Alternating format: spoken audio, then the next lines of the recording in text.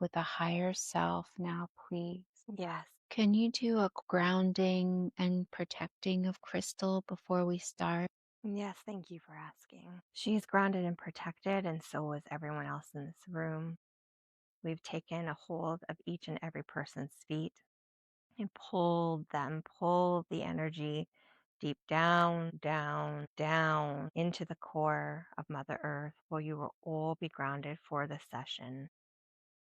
We want to speak about the last session and why there was so much energy and how energy is always around you and always flowing, and why it was flowing at such a pace.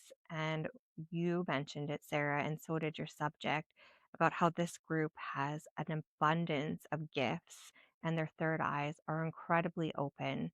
And when that happens and there is so much flow of energy and so much excitement, without grounding, that energy can flow at such a frenetic pace that it can cause people to almost feel unwell. So, grounding is incredibly important for all of you to do almost every day because you are all so open.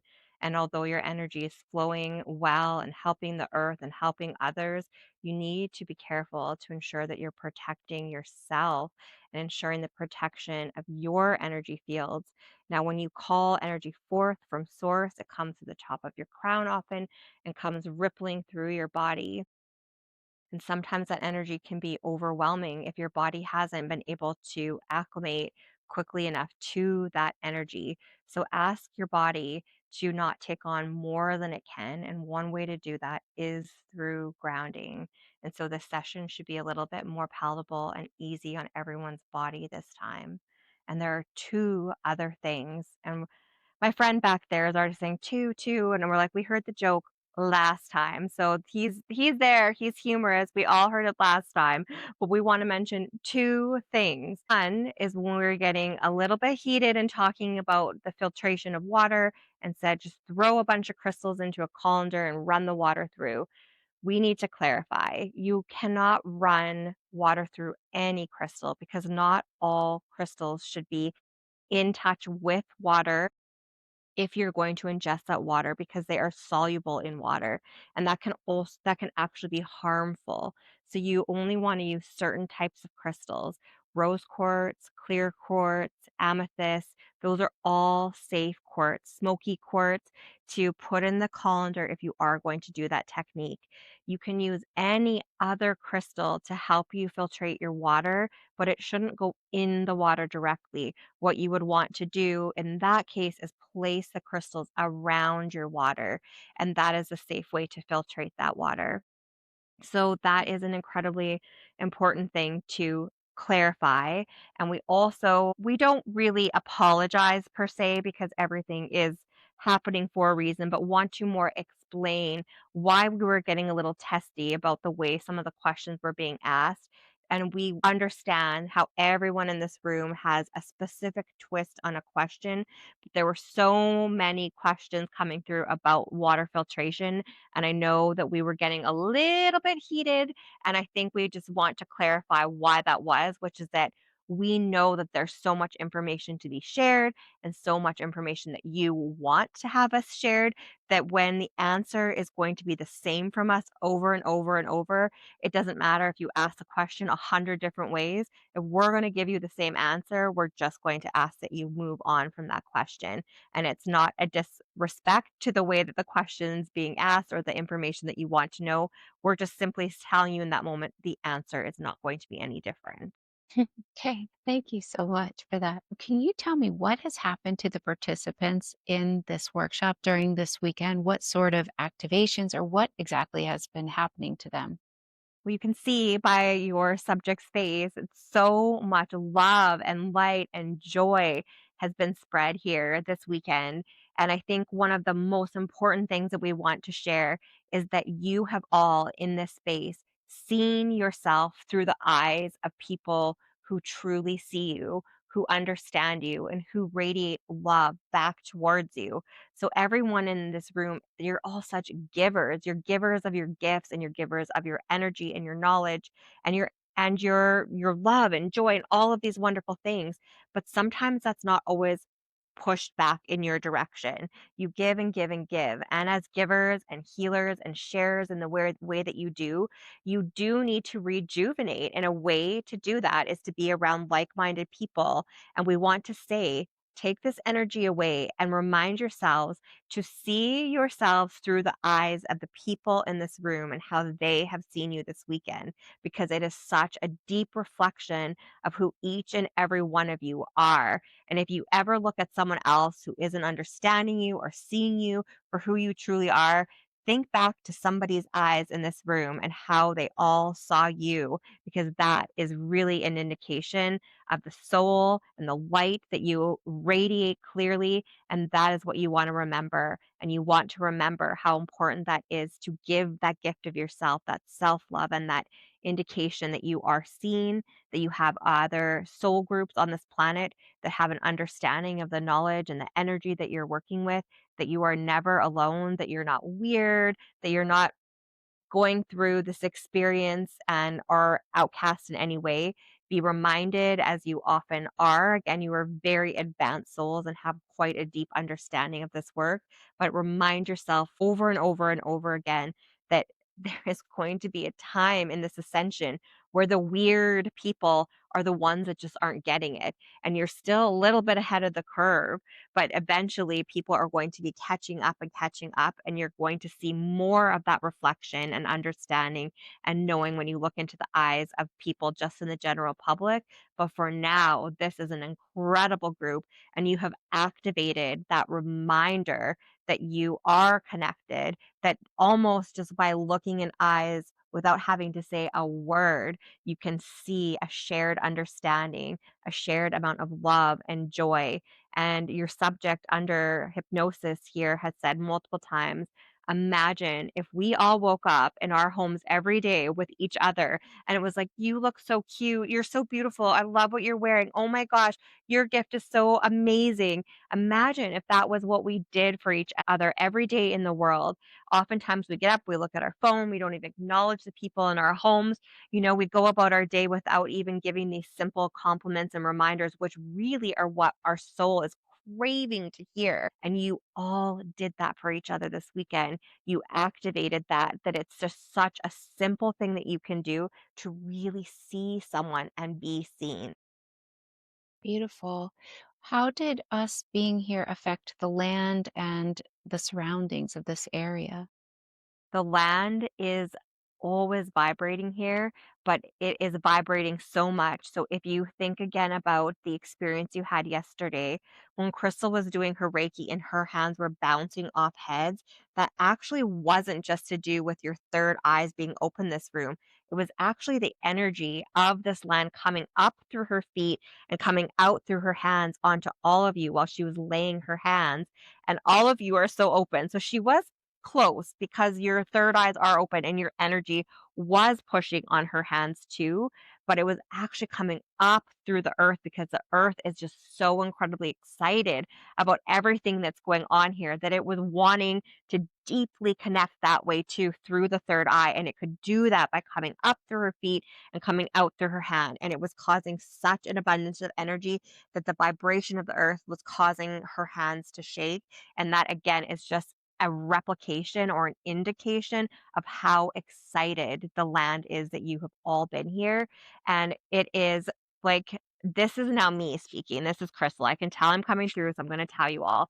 What they're showing me is that it's almost just like a group of cheerleaders. They're just like, yay, and like, thank you. And it's almost like they have their little pom poms. They're like, you are finally putting Arkansas on the map. They're showing me like a tack and that we have like made the tack head and we're tacking it in and we're saying, this is a hot spot. And I'm getting goosebumps right now. So it has opened up what they had hoped to have opened up when this workshop was developed. And when we came here, it was everything that we talked about the other day, how people have looked at Arkansas in a certain light. And they're saying light is a key word here because it is full of light, but it needs people that are of the light to come here and allow that light to shine. And by us being here this weekend, the process has begun. Well, thanks. Did the Atlanteans harvest crystals from Arkansas? Oh, they're like, oh, yes, they did. Can you tell me about that? Yes, they harvest them, and they're saying it's important to know that they actually left some here. So the Atlanteans are, as we are all aware, were incredibly advanced civilization and use crystals to their benefit and for the benefit of that civilization. But they recognize the specialness of Arkansas. And unlike what we see happening in our current world, where we deplete systems completely, when Atlanteans started, they weren't always of that mindset. And so the early Atlanteans that found the crystals here really worked a lot like the Native Americans did, where there was an understanding of the exchange between Mother Earth and respectfully removing things and not to overtake and over deplete. And so they did remove crystals from here for their use, but didn't overdo it. And they left so much here, and they did that because they know that that was what was creating the specialness of the land. And if they took that all, it's almost like soil that has been overused and depleted of minerals. They knew if they did that here, that the magic of this land would go. So they took the magic and they knew that they could take the crystals and use and build and build and build off the energy that was in them, that they didn't have to take all of the crystals to get that magical power. And they're saying that's a really good lesson for where we are in our current environment, is that it's not all about quantity. It's like that is the mindset of our civilization. The more I have, the better I am. The more I have, the more advanced I can be. It's not that. You just sometimes need the smallest crumb, and you can work with that tiny crystal to bring about all of the energy and ascension that you need. And they were aware of that. So there's still so much here that can be utilized and has been left for the benefit of future civilizations. But they're really saying we're heading down to that point where once the light starts to shine anywhere, the darkness whoosh, swooshes in and wants to shut it down. And so, as the light brightens in Arkansas, that darkness is going to come in. And one of the first things they're going to want to do is overmine this area and remove as much of the crystalline energy as they can. So it's going to be a battle, but what you need to know is that you can remind people of what you've just heard, that they only need the smallest amount of crystal to spread an immense amount of light. So again, these companies can take all of the minerals they want, but you can start remineralizing Arkansas by telling people how to utilize the energy. Okay, and is there anything else about utilizing the energy that we should know? They're saying again, don't forget how much water can amplify things. So it is such a conductive energy source. So by taking your water or taking your crystals and putting them in water, so even when you go, they're showing me if you even go in this lake and take like a little, my goodness, like this. This is what Lisa gave the subject today. If you had like a little sack like this and put a bag of crystals in it, you want a Ziploc bag because you want the crystals to be able to touch the water. Even something as simple as that, put your intention and energy into the crystals, tell them what it is that you want to receive. Take your little baggie of crystals and take it in the water with you, get in the water, and all of those intentions you set will be amplified and manifest more quickly by using the water as a conductive source. Wow, thanks. Do our pyramids connect to pyramids on other planets? Send. There's so much connection. It is something to do, not something, it is very much a divine source energy symbol. And so you may be well aware of even between the masculine and feminine, the pyramid type shape there, there's a deep connection there. And the pyramid is represented in nature over and over and over again. It is a god-like symbol that came directly from Source, and Source being the creator of all the entire universe, all of the energy. That imprint is across the galaxies. It is infinite in our solar system. It is infinite in all of the universe. And that is a joining point. And they're showing point on top of the pyramids, point, point, point, point, point, that radiates out from each of those points and connects you all to each other. So again, they're showing that we all think we're so separate from one another, but we are actually all completely enveloped and connected throughout this infinite, which is hard for our minds to process, galaxy and universal system. It looked like when you did those symbols that the masculine was above and the feminine was below, or is that what it is? Or is there anything else about that that you could say? They're showing me that the feminine is like this. Like below, below.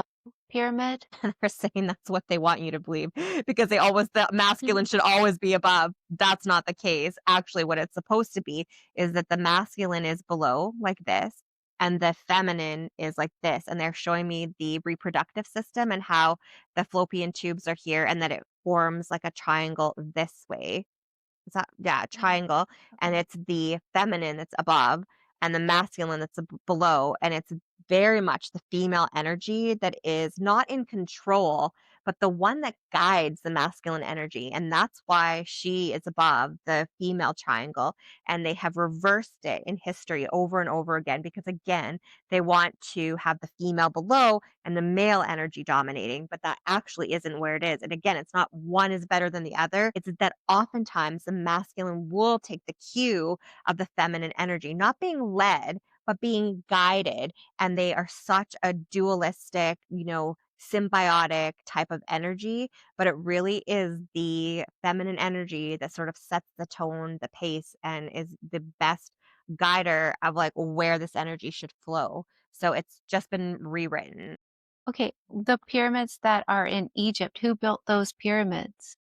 There are many people that built pyramids in Egypt. So it's not like, oh, just one civilization came through and that was the end of the pyramids. Those pyramids go back and back and back and back from multiple civilizations, just like you were finding in other places in Earth. Are uncovering hidden cities below ground. It's the same idea in Egypt. There is a pyramid that you're seeing, and there's pyramids below ground that haven't even been discovered yet. So it has been multiple, multiple civilizations, multiple extraterrestrials that have come down and either built them or assisted in building them. So we can't just hone in on one specific culture or one subset of a certain group or area. It has been an evolution over time of multiple, multiple players. Well, could you just tell me about one of them? Like, what did they look like and why did they build it? And how, I mean, obviously sounds like it's symbolic, the shape of the above triangle and the below triangle. So did they all share this knowledge? Were they like, hey, let's do this? I mean, how does this come about? How did it come about? So that is exactly right. It is as above as below. And most of them have that dual property. Now, it's just like what you were speaking about in the ride to the grocery store with Crystal today and speaking about speaking about how some people are learning certain subjects and only being given half information. There were some people who were told, this is how the pyramids were built. And they're like, oh, I have it all. I understand it. But they didn't have all the information. And there's a reason for that. One, they were greedy and they didn't want to take the time to actually learn. And learning took energy because those pyramids aren't just built with physical labor, they are built with mental labor. They were built with assistance of star people, with intergalactic beings, and that takes mental energy to connect with them. And they were lazy and greedy, and they wanted to say almost like, look at what I built and how amazing I am. And so they took partial information. So if you ever go to a pyramid and there's nothing below it, it's just the pyramid that's sitting on the ground. That is one of those individuals. They're showing it's like a building now that's made versus a building 400 years ago with the beautiful stone structures that will never, fall apart versus a wooden structure now that some construction crew that could care less throws it together and it dilapidates in a day. There are pyramids there like that were built out of greed or ego, but the ones you want to look for always have something underneath, whether it's the chambers, whether it's a hidden artifact, whether it's, a full pyramid under or to replicate the one that's larger up above. So that's something to watch for. Right, but it seems like there was a shared teaching of some sort to build the pyramids that are, as above, so below in a certain way, and they're all over the world. How did this shared teaching come about? Who taught this? Like, why are the pyramids built like this? Like, there must have been someone that said, okay, here's how the pyramid should be.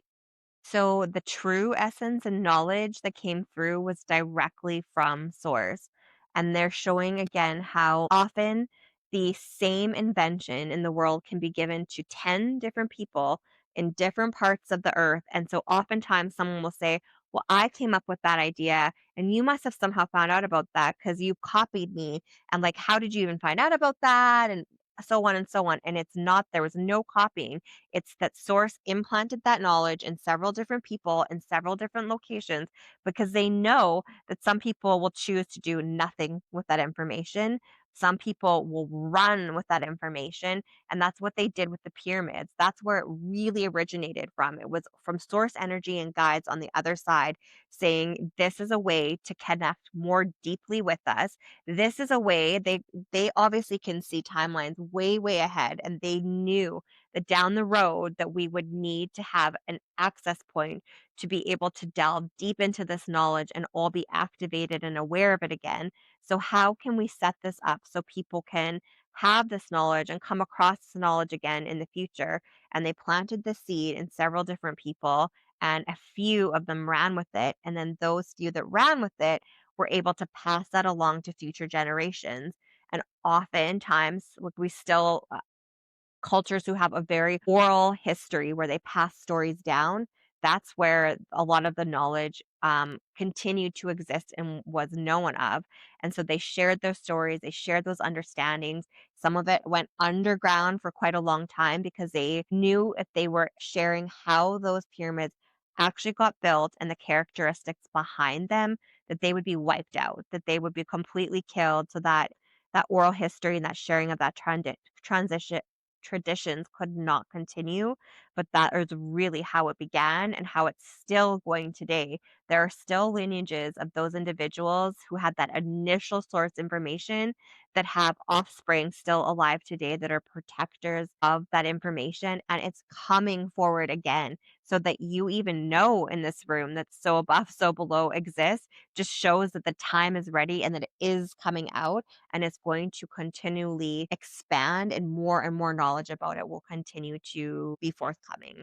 Okay, and before I get into the other questions then, so they were built as access points for information, then how do you use them? They're built as access points for your ascension, for your activation, but also for a connection to the star people, for a connection to source, because of the way that the energy is balanced between the so above, so below. You can feel the point going down deep, deep, deep into Earth's crust and connecting there. And then the top point goes up, up, up into space and connects there. But it also twists on itself. So it really comes out like this, like a circle, and like this, like a circle. So you're basically, these pyramids have a spherical energy all around them. So that's a really important thing to think of because you see often the energy shooting up from the top of the pyramid, and it does, but then it bends and comes around and it goes in a circular formation. And they're showing that that again has to do with source and the idea of oneness, how nothing is separate from one another, and there's that complete joining of energy. Did we answer your question? Yes, thank you so much. Okay, I'm going to get into the other questions. Are there any other locations in the US hidden with healing properties like Arkansas, like any in Indiana? They're saying there are magical properties everywhere, but they want me to go to another state with an I, and they're taking me to Idaho. So Indiana, yes, but they're saying let's just pause on Indiana right now because more energy that needs to come forth first actually exists in Idaho. And they're saying Idaho is similar to Arkansas in the reputation that it's been given, that there's a lot of the view of hillbilly, etc. in Idaho. Potato farmers is something they're telling me. I don't know if that's a thing, but they're saying again, it's been repressed and that there are very much like Arkansas, these beautiful, beautiful lakes there. And there are incredible, incredible portals, vortexes. It doesn't have as much of the crystalline energy, but it has a lot of other beautiful energy there. And it says it's deserving of recognition too. And that is the place that they would next like to put on the Hmm. map. So Indiana does have gifts, but they really want to focus in on Idaho today. Okay, what specific gifts does Indiana have? Okay, I'm just gonna say what they're saying. So they're saying like they're showing me an image of a bicycle, and then they're like, no, a tricycle, and it's like a three. So they're okay. So that's what it is. So they're linking it back to the pyramid. So there is a point somewhere in Indiana that has a very, very much like a pyramid connection points. So if we look at a map after this, I might be able to find them.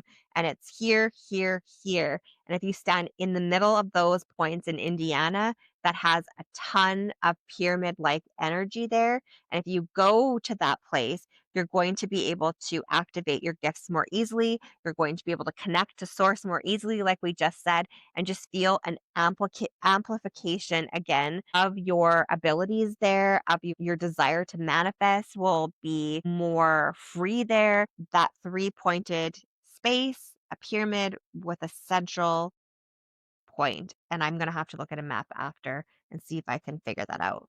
Get a name of where this is? Is there something in Indiana called like a tri city or tri something that keeps coming, like something to do with three? Okay, we'll check. Thank you. What is the best way to communicate with trees? Can we help them wake up? Oh, they're like, "Please, please help us." They've been put to sleep, they've been put to slumber. Essentially, they're saying it's because you wanted us to be asleep because they connected so deeply with humans at one time. It was like a shared understanding. And again, that word of symbiosis, it was like a symbiotic relationship, and they shared energy with us, and that's how they stayed awake in a way because it's like the idea of what we already talked about in this group. You almost go into a slumber when you're around people that don't understand you, that don't see you, and just you all being in this room and seeing each other and communicating in that way has awakened something in you. And they're saying, please see us again. Like some of us are starting to awaken again, and our little twigs and our little branches and our little leaves are trying to wave at you and you're not seeing us. You're like, "Oh, yeah, there's like wind in the trees."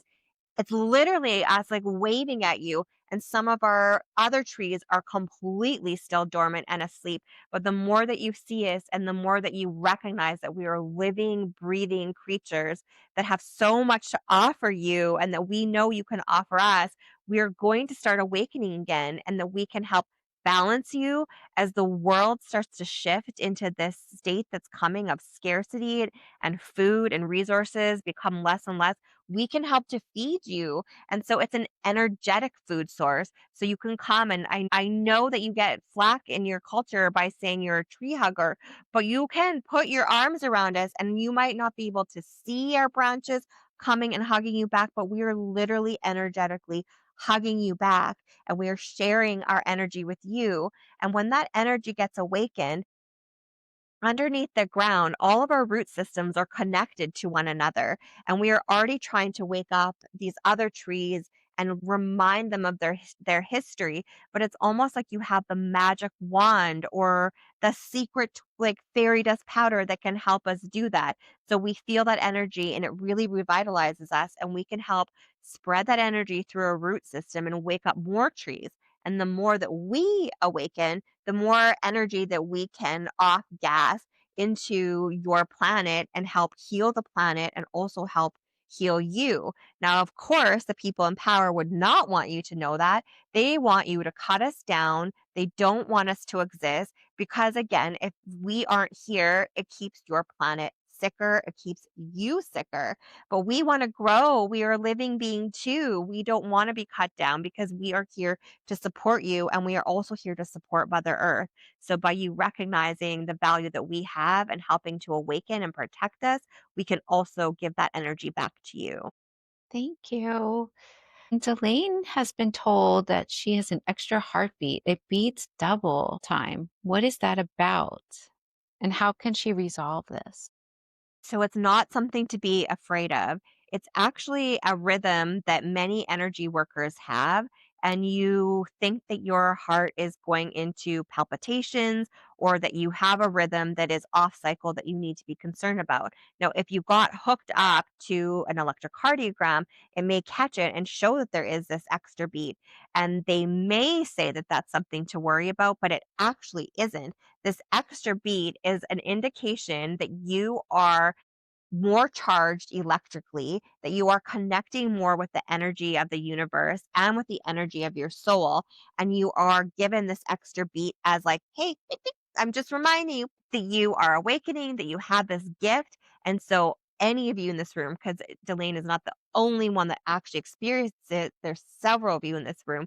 When that happens, it's a reminder to one, be reminded that you have these gifts because some of you do go home and you get back into the daily grind and forget. And it's like, beep, beep, it just wants you to be reminded, or you are coming into connection with someone who has a similar gift as you. And so it's like a little beacon, like a little antenna saying, I see you, and you're connecting that way.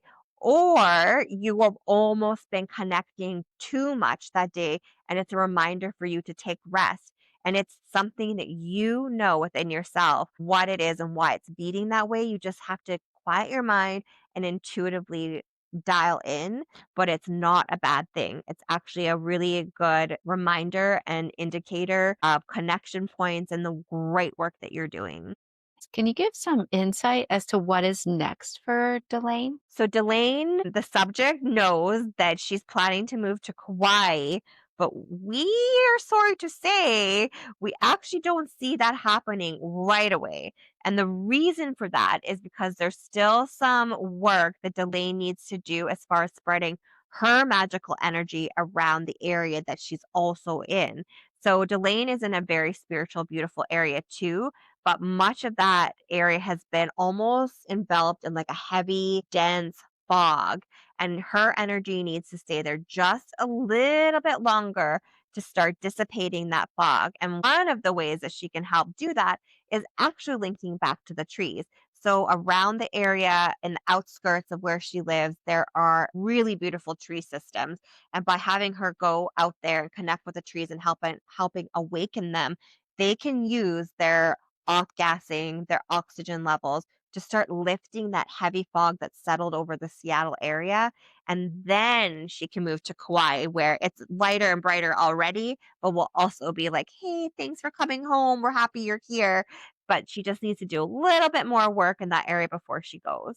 Why do so many people involved in this work want to move to Hawaii? Because it's so open already. The land there is like very, very energetically attuned and aware of those of you that have energetically attuned energy and those that might not be aware, but whose energy aligns with her energy. And so when you go there and you have that alignment, you feel like you're coming home and you are. Thing to recognize is this entire planet is coming home. It was made by source. And the thing is that some of the energy has just been repressed, has been cloaked more in darkness. And so it needs to be lifted. But when you go to Hawaii, that energy isn't as dense there. Doesn't have that level of darkness. It's been able to retain some of the lightness that other parts of the world haven't. And so the feeling that you're home is just a lot more easy to recognize when you go to Hawaii versus other parts of the world that have work to do to bring that a level of alignment back that you can find that harmony with. Why does Hawaii have more of that lightness? So part of it is just the geographical location. It is separated in a sense from much of the world. You really do have to travel to get there. You can't just step over a borderline and be there. It has a lot of water energy around it, which has been able to wash away or keep away a lot of that darkness. Now, it's not to say that Hawaii hasn't had its fair share of tragic events because it has. But again, that water has been able to wash away and clear a lot of that energy away. And the sacredness that was there from the dawn of time has stood firm in the volcanic rocks that have not washed away and has been able to really anchor that energy there. Whereas in other areas of the world where you don't have that water necessarily surrounding the whole area because you're connected through landmass versus a break in with water channels, not your, but the darkness is able to spread almost like this quick fog. Whereas in Hawaii, there's a break because of the water. Hey, are the arcs all active? And what does this mean? So they're saying that arc energy is naturally very active, but that there can be a break in anything and that there can be a break in arc energy. And so they are showing that the arc itself never breaks, but the flow of the energy on the arc can.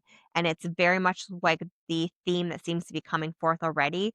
It's about repair and repairing that the channel for it to be able to flow again more freely, and that arc energy is beginning in parts where it has fractured to flow more easily as more energy is able to push through and repair those breaks. And the more people that are awakened and sharing their energy, you give off like electrical impulses, and now those electrical impulses can radiate up through the arcs and break those or and allow the arc energy to flow again the way that it should be.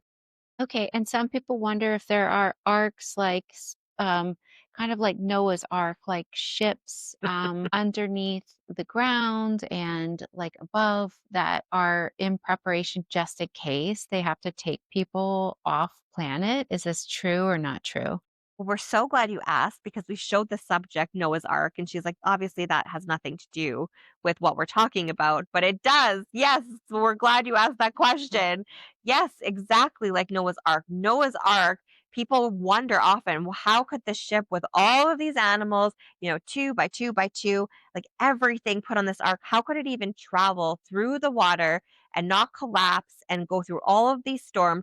It had arc energy, and when we speak of arc energy, it's not something that's buried. It's something that can be, again, brought forth very quickly by coalescing like minded people. And it's very much like the building of the pyramids. Again, that wasn't just done by physical labor, it was done by energetic alignment and energy attunement.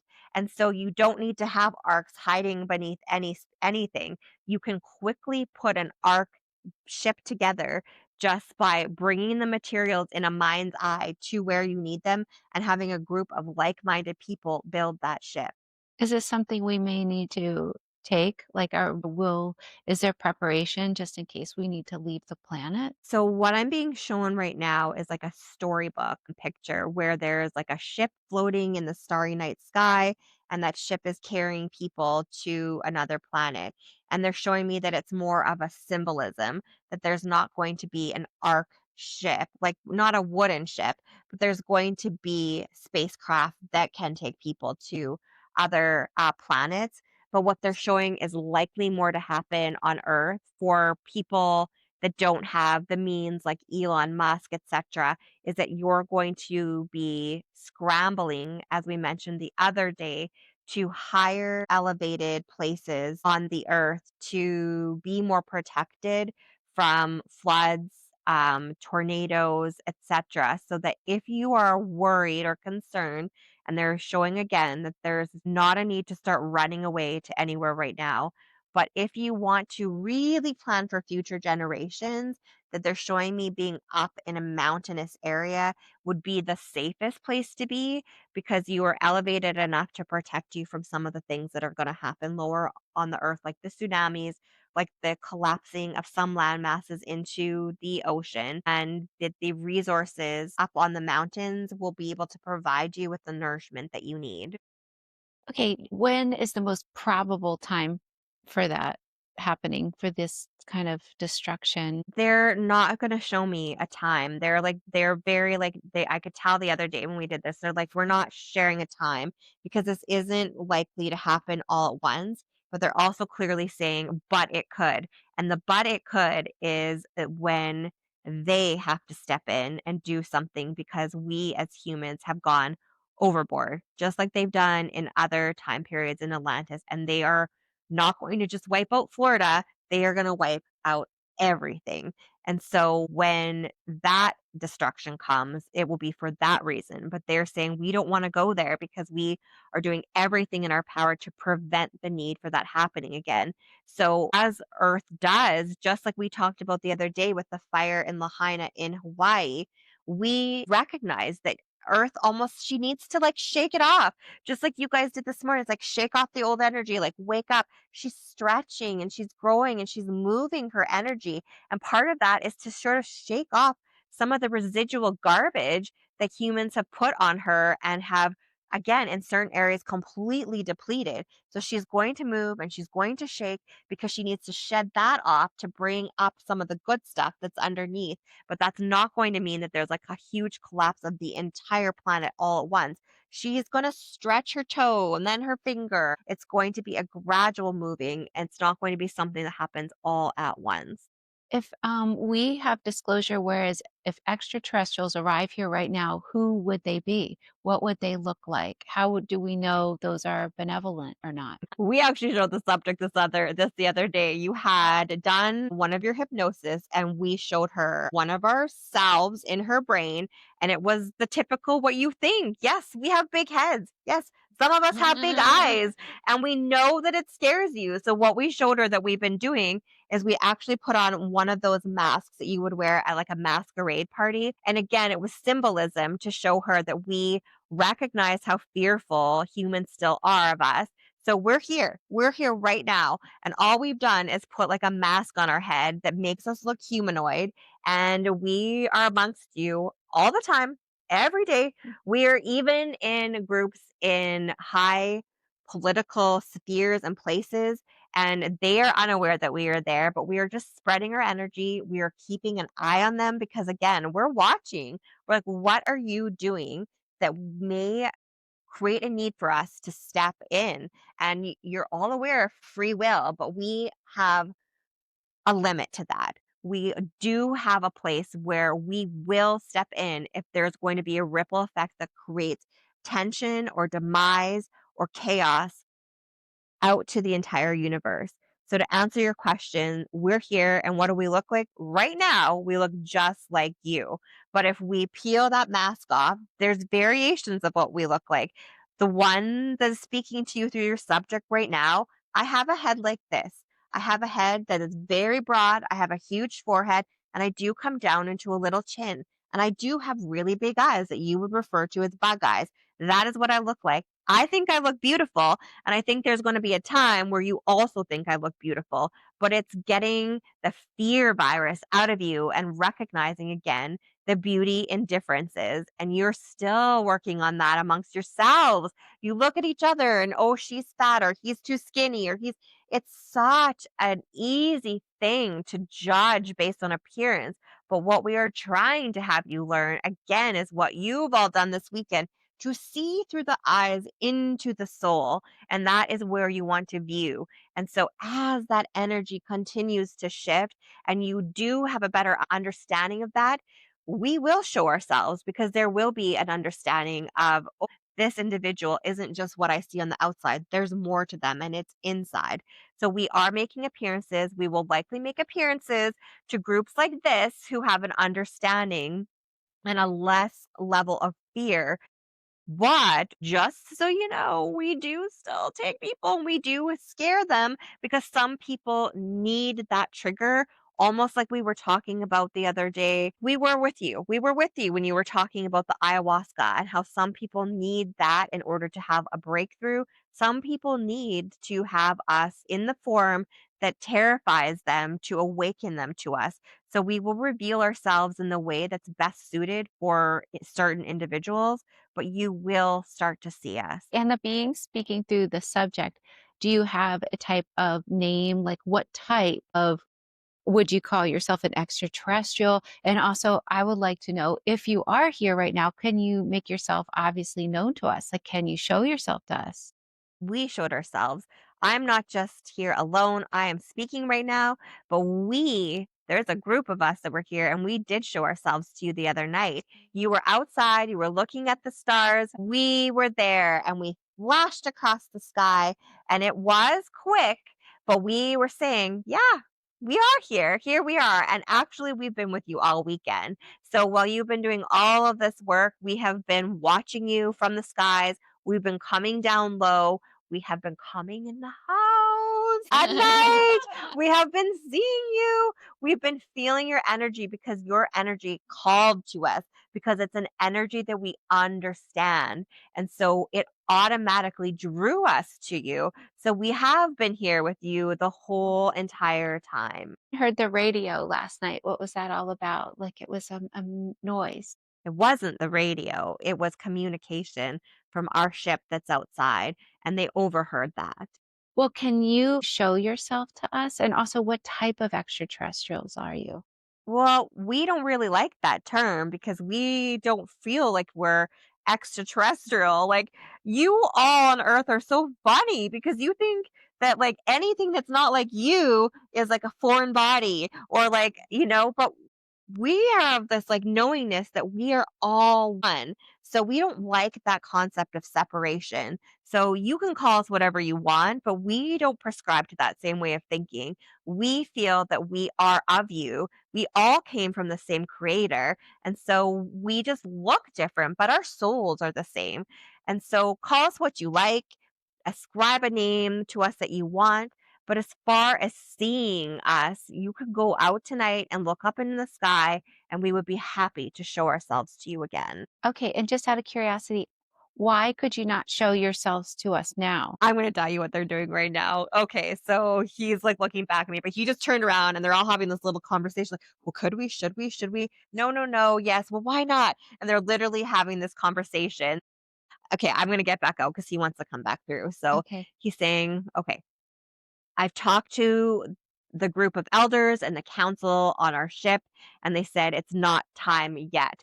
We need to do things in stages, and that we have a timeline that we're ascribing to or staying or holding true to, and what we think is the most logical next step. And he's like, not all of us. He's like, but we don't all make individual decisions on the ship and just like jump out and say, I'm going to do something separate. We really do work as a collective, and we've just had a discussion, and the consensus is that what we think would be the most logical next step is to show ourselves to you in the skies, because not everyone had the opportunity to see that the other day, and we think that makes the most sense first before we would show ourselves to you fully. Okay.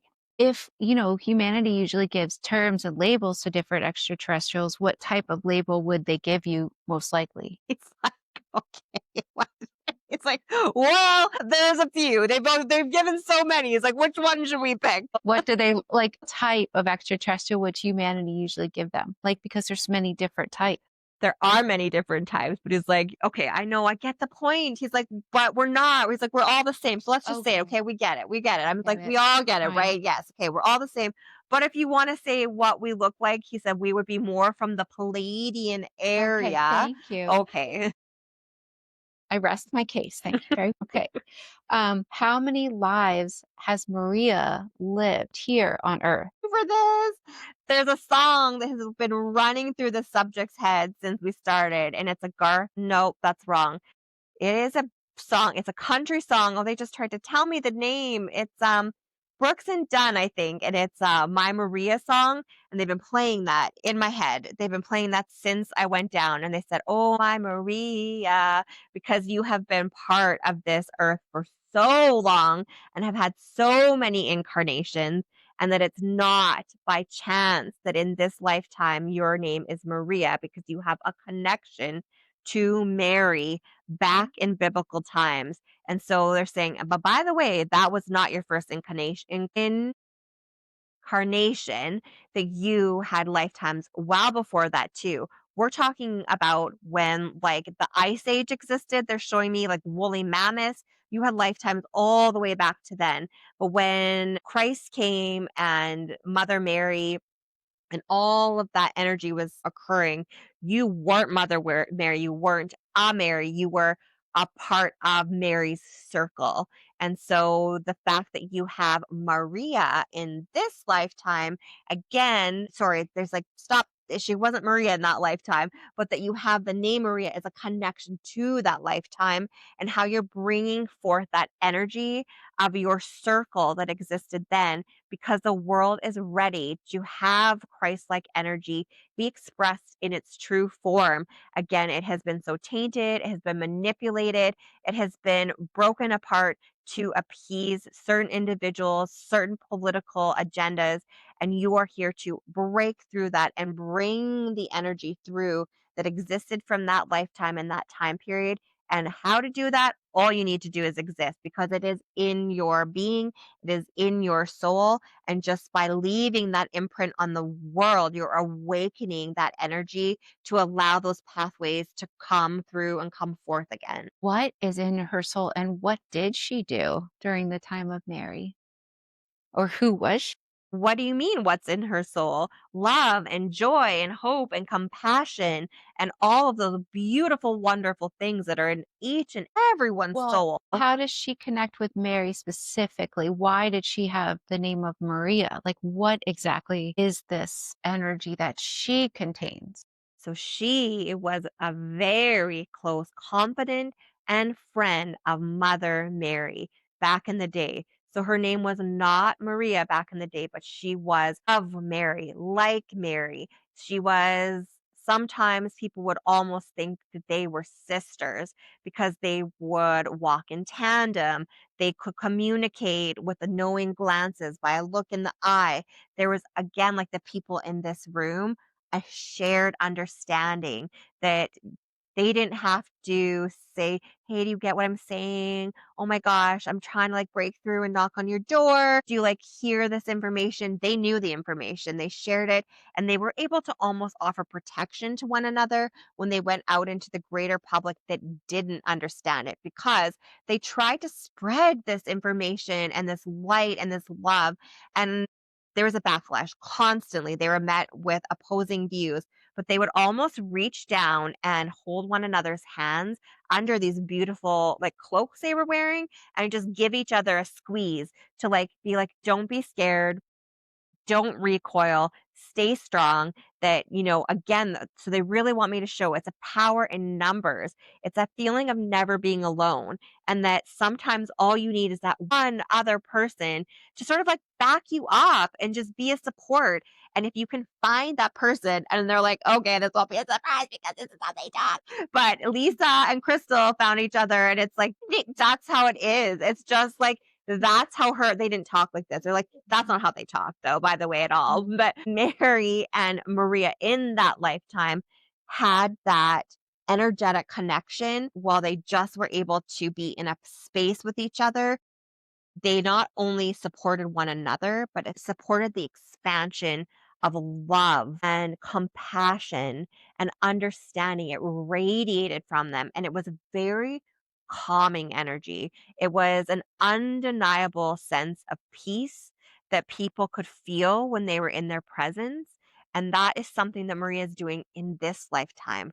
Just by being in someone's presence, she doesn't have to speak. She doesn't have to be the loudest one in the room. She doesn't always have to tell a story. She can sit in a space and just be, and people will look over and be like, "What's drawing me there?" Because she's not even speaking, but it's just, again, that compassion, that peace, that radiating understanding energy just comes from her. And that is because it has followed through that lifetime, through her soul into many other incarnations, but is most strongly exuding in this one. Thanks. Can you listen and tune in really deeply and tell me what her name was in that life? Well, now I'm kind of annoyed because they're saying it was Marilyn. And to me, that's like very much like a Mary name, but I'm hearing Marilyn, and they're saying I'm saying it wrong. They're saying it was Mary Lynn, and Marry and Lynn is how it was spent. Mary Lynn. And they're saying the Mary was the most important part of the because it was a marriage of sorts to Mother Mary. So Mary Lynn was like a marriage to Mother Mary. Do you get a last name at all? I'm getting Lister, Lister. Okay, cool. Thanks so much. Andrea has a connection to Hathor. through light and sound. And she's going to Egypt next year, wonders what she can do and where she can go to further accelerate this connection for her healing modality. She does. She does have that connection. So we want to say you do not need to pack up singing bowls and bring those there, Mm. but you should bring a sound instrument. So what they're showing me is tinctures. So find yourself a set of tinctures and find yourself, I haven't seen this before, but it's like a bell. It's like a bell encased in something. And my gosh, just a second. I can't get the name, but they're showing me that it's like some people even, like, put it in a heart, like, it could be something that fits in the size of your palm, but it's a specific, like, bell inside this that you can just, like, do this, and it has, like, a lot of, like, energy through the ringing. I'm sorry, I can't I'll see if I can get the name later. They're saying, "Look for that, and bring a pair of tinctures, and when you're in the pyramid, that it would be wonderful if you would ring those because it's not only going to activate vibrations for you, it's going to activate particles in the pyramids and activate energy for everyone there. And then in the mornings, as the sun is rising, they're showing me that if you could be outside, I don't know why I'm laughing at this because I'm just picturing this huge pyramid, I guess. And they're showing if you could walk around and like ting your tingstas, that also would be really great to awaken the energy that's outside there. And they're saying, yeah, she doesn't have to walk around the whole thing, but like whatever parts you can get to that walking in meditation and thinking of what you might want to manifest or energy that you might want to connect with, what past lifetimes you may want to feel the energy of, that as you are tinging the tinctures, to be thinking of that and that at sunset, they want you to stand in front of the entryway to a pyramid if you have the opportunity to do that and take the bells. And they're showing it would be great, almost like I think it's like Manesh in like East Indian culture, like how they hold their hands. If you could take them and do like this with the bells, and they want you to kind of go up like this, and you're almost making an arc or arch around the door with your energy, and it's a closing of the energy for the day and a thank you to everything that you've learned for the day. So those are the messages that they've given. Okay, and why does she have such a connection with Hathor? She has such a connection to Hathor because Hathor worked deeply with vibrational energy in Egypt. And she does have a deep connection to sound and vibration. And Hathor worked in Egypt with vibrational energy to help build the pyramids and worked with vibrational energy to try and not keep the masses calm, but keep the masses soul energy functioning at a level where they could continue to do the important work that they were doing, which was to focus their energies in order to be able to build the pyramids. And so she did have a past life as one of the workers of building the pyramids way, way back in time where Hathor was of influence. So that is a connection that's coming through deeply in this lifetime. Hey, okay, all right. Thank you so much. Is there anything else that she needs to do while she's in Egypt that would really help her healing modality? They're showing me that it's not so much about what to do in Egypt beyond what we just said, but what they want you to know is that you need to do more vibrational sound for yourself on a daily basis in this lifetime so that every day you should wake up with something to do with sound to clear your space, and that what they just showed, like this movement, would be really great thing to help you wind your energy down at night, to help you to sleep well, and that those are things you can do at home. And they say by starting that practice now, it's going to help you put yourself into the right vibrational state for when you visit Egypt. Hey, thanks so much. Okay, what is causing Lee's fear of moving forward? Oh, we'll get back to Lee, but I'm just wondering about um Naledi.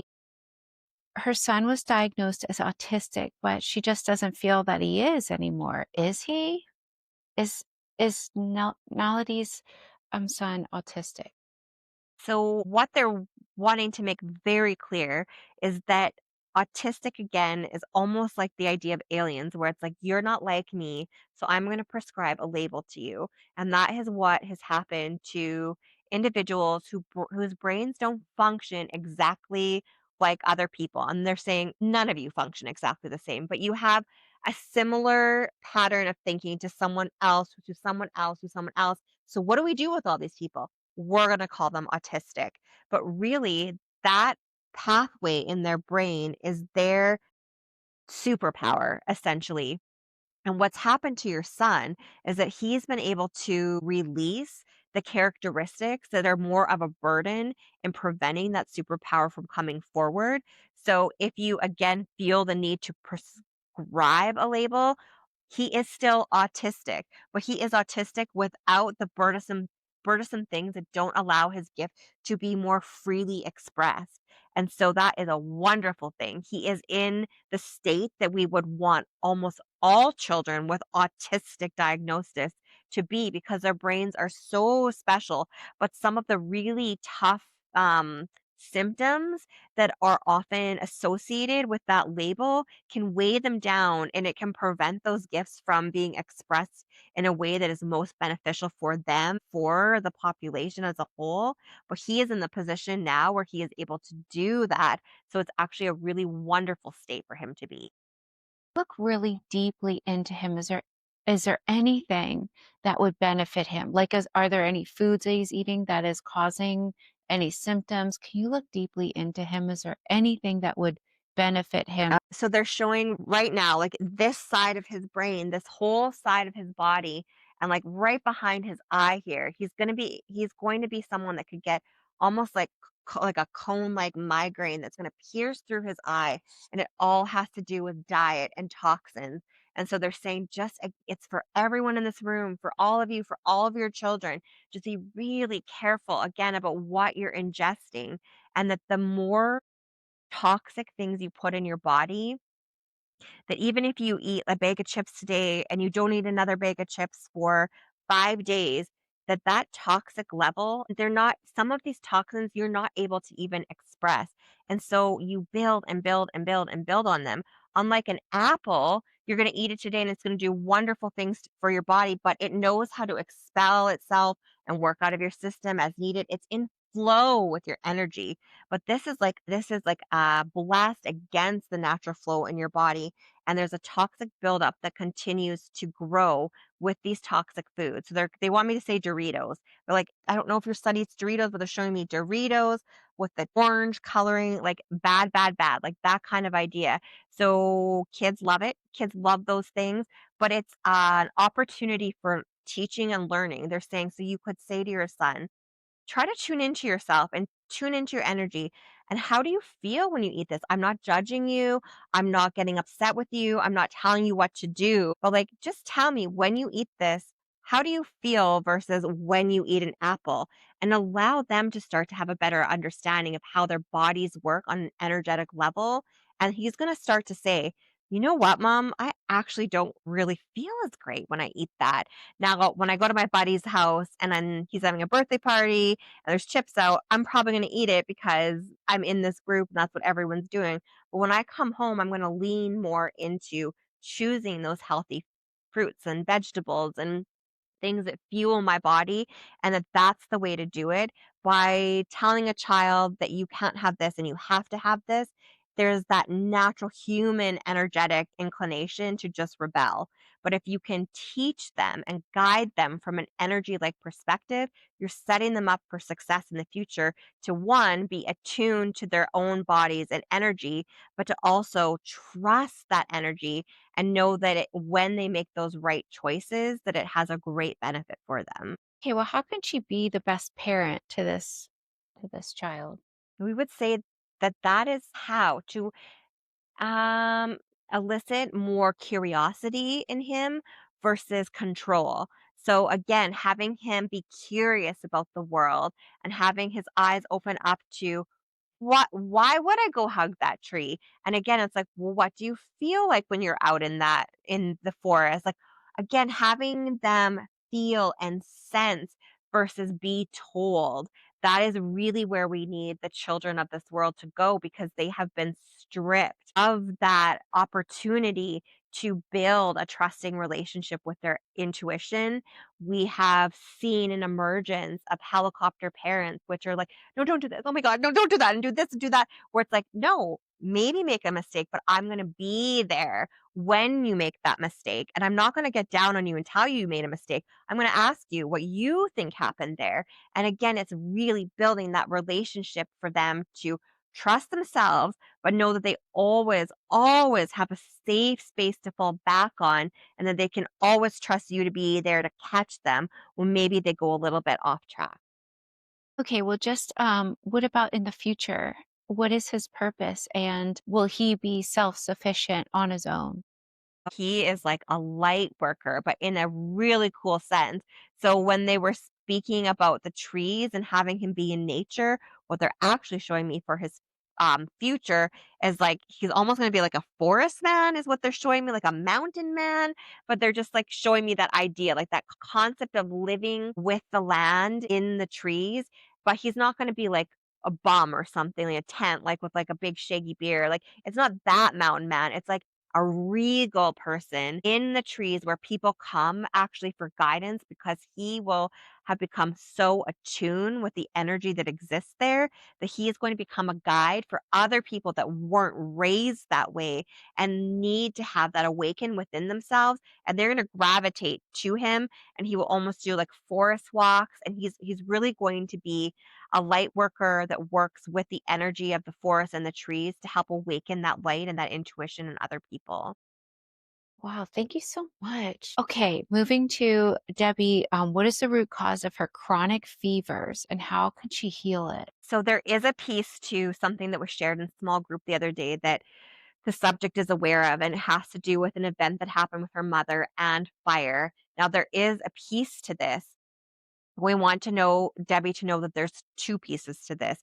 So there is some trauma that still exists from this event that's coming out in that way in the fever, but it's also us on the other side. It's like, "Ooh, sorry, Debbie. I know sometimes we can be a little bit rude in the messages we're trying to get across, and sometimes we don't come about it in the nicest way, but we are literally trying to say we are lighting a fire under your butt, and we are creating this like sense of fire and fever in you every day, because although you're tapping into work that you know fuels your soul, you're not fully doing that yet. And we are trying to draw you more into that by lighting this fire in with what we're trying to do is light this fire inside of you.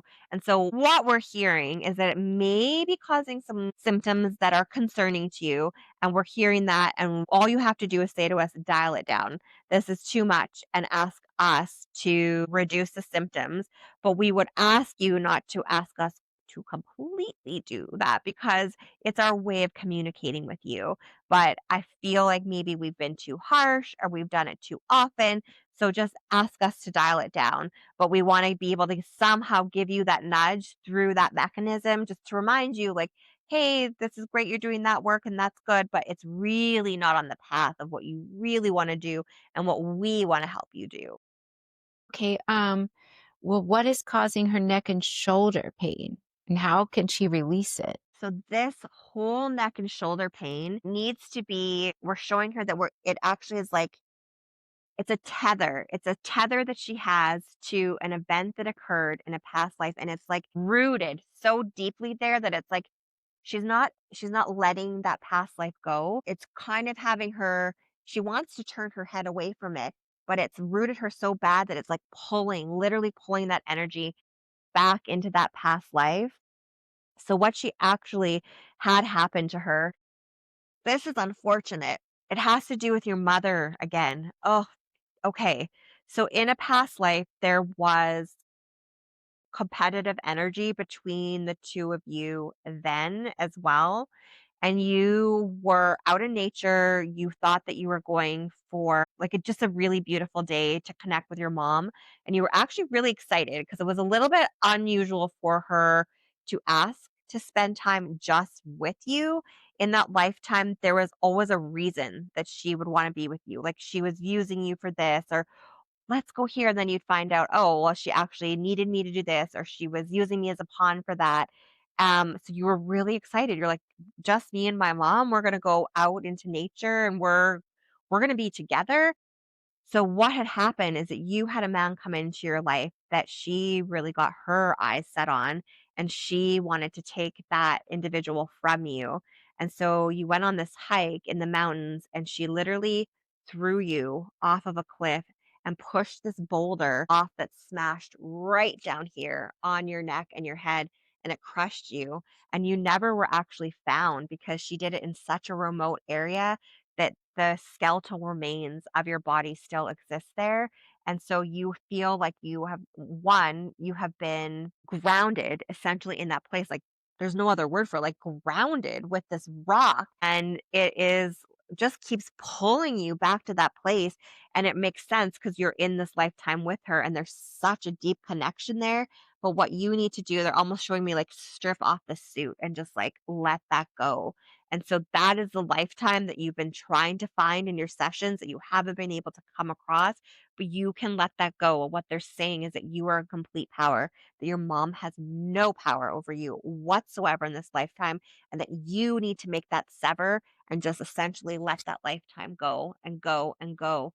And that the more you do that, the more that you can understand that she can never harm you that way ever, ever again, because you are your sovereign being and you are in control, that neck pain and that ability not to even turn your head is going to go away, because what you're supposed to do is be able to look in every direction and clearly and freely embrace the power and energy of this universe. But what you're doing is you feel like you can't do that because you're almost still looking one way to keep one eye on her. Like, what is she going to come do to me? I feel like she's coming after me and she's always at my back.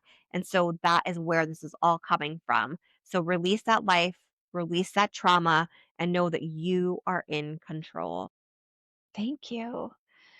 Okay, moving to Lee. What is causing Lee's fear of moving forward and speaking to groups, introducing herself to groups, which is so surprising because she's so amazing. Lee is amazing. We know she's so amazing. You all know she's so amazing. Yeah. And it's something that happens in the human condition that goes back to what we spoke about earlier about the fear virus. And even um the aliens like waving again, he's showing himself. He's like, yes, that's why we don't show ourselves. It's such a virus that exists amongst all of you, and it is there for a reason, because you are all so powerful, and that, if that power comes forth, it's going to be transformative to not only yourself and the world, and it should be. But part of your growth as humans is to overcome literally the hardest challenge in your universe, which is this fear.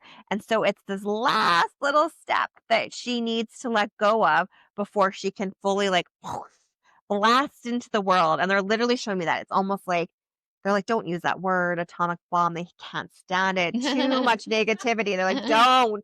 I don't know. It's like that's like whoosh. She just comes on. It's like whoosh. Her energy's everywhere, but she just has to overcome that little last piece of fear. And that by her doing that, she's also going to be able to help others overcome their fear of not everyone has the same desire to public speak, but to connect with her and the work that she's doing and delve more into that aspect of energy and flow. And that you can share then, Lee, that you had that similar fear, not in the identical way, but how you were able to overcome it. And the way that you overcome it is recognizing that the power of your gifts is much more powerful than the fear virus. And then that fear virus needs to shrink and shrink and shrink and shrink to something really, really small, so that this can continue to expand, and that it already is. This is already shrunk, but it just needs to shrink a little bit more so that you can essentially bound over top of it. Okay, and what exactly is her purpose? Like what would benefit humanity most for her to do? So a lot of the work that Lee is already doing within her current practice and just with people that she meets, that needs to be broadened to a group that is reachable in various parts of the planet. And that doesn't mean travel. It means by utilizing the technology that you already all have.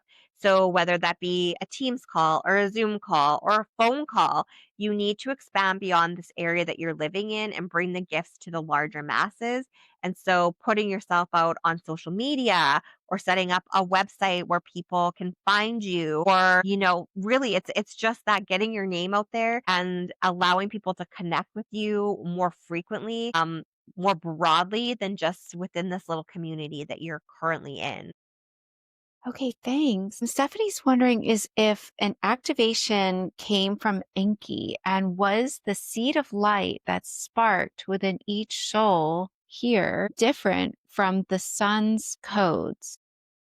So the only thing they're showing me, they're like literally, they're like sweep everything away that was said there except for the word inky. And am I hearing that word right? Yeah, Enki. So they're very clear that they want it to be NkeY. And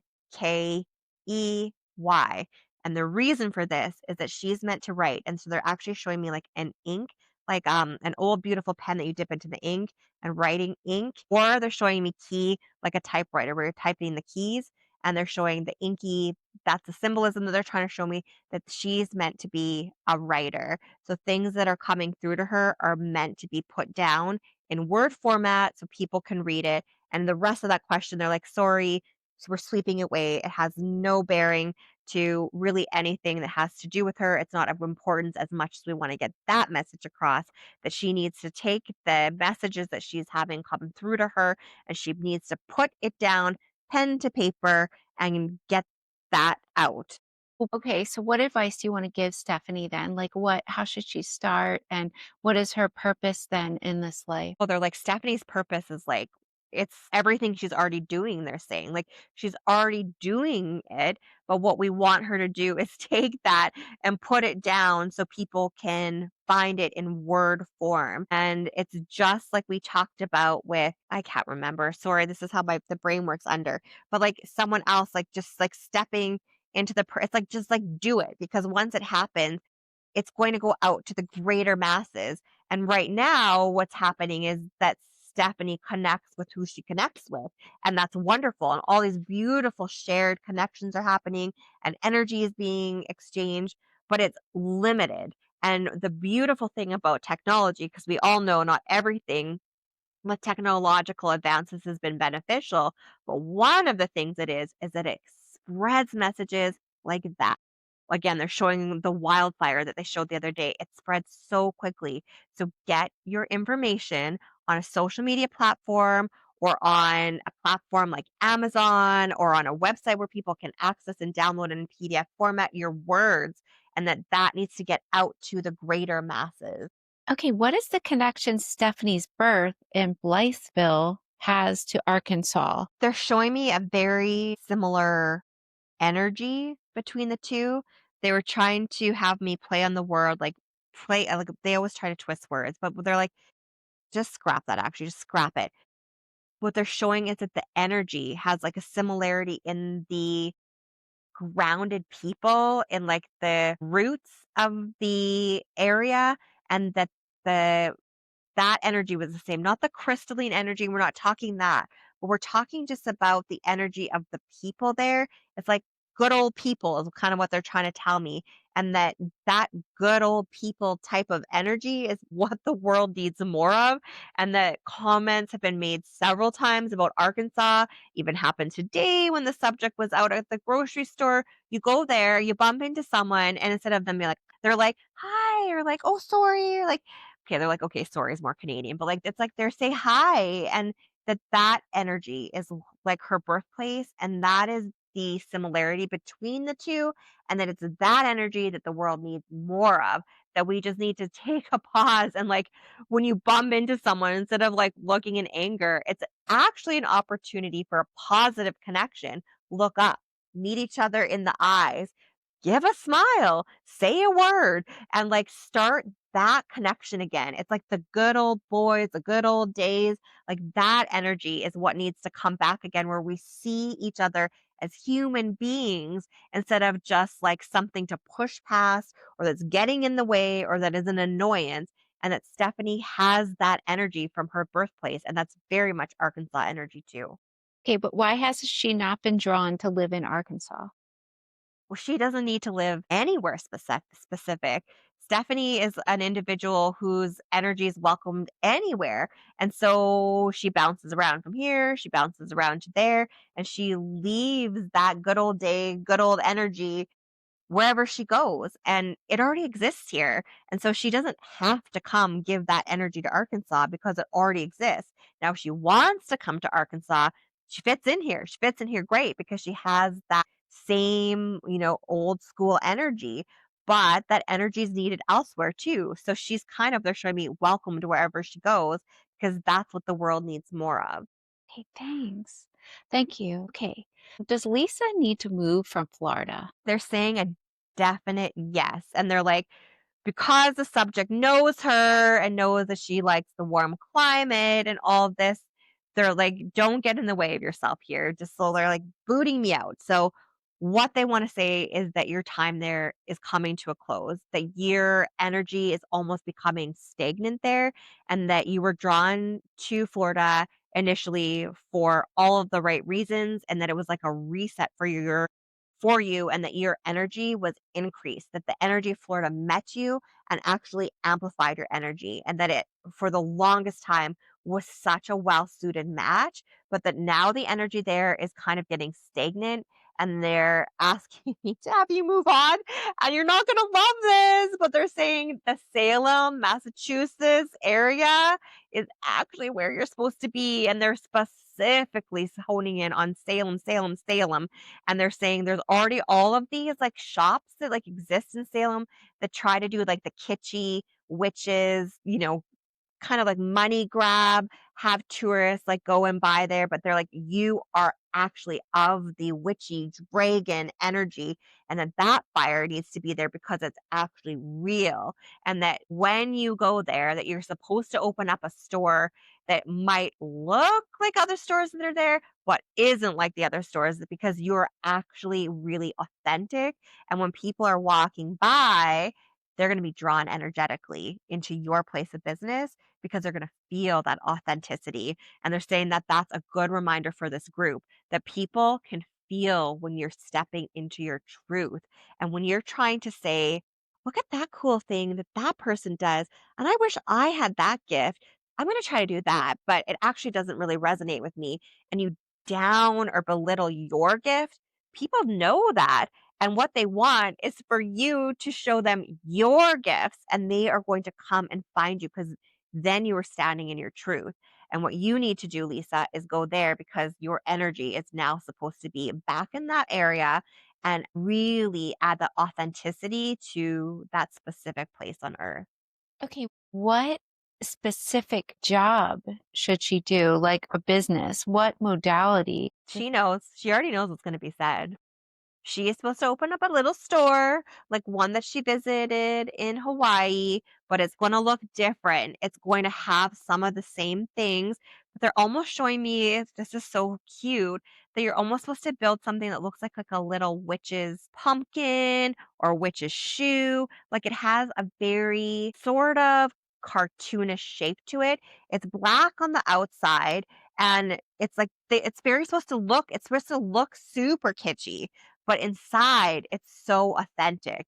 And you're going to have readings. It's going to be a place where people that you've met here would be welcomed with open arms to come, and you can have like they're showing me almost like how there used to be places back in the day where you would have like a artist or an author in residence, that you'll have like energy workers in residence, and it's like Stephanie's here this week or Lee's here this week, and you have a schedule of like people in residence. And so you're going to have this cute little tiny studio above where these people in residence can stay, and people will be able to come and connect with them, whoever's there, and that it's not going to be competitive for you. It's like a welcome space for them to share their gifts with each other. And it's not going to be like, oh my God, you're in my space. So I'm going to control this and you're going to give me exactly this. It's like, we are going to do this together. We're going to share this energy and bring it to the people that come in. You're going to source very specific, beautiful, gorgeous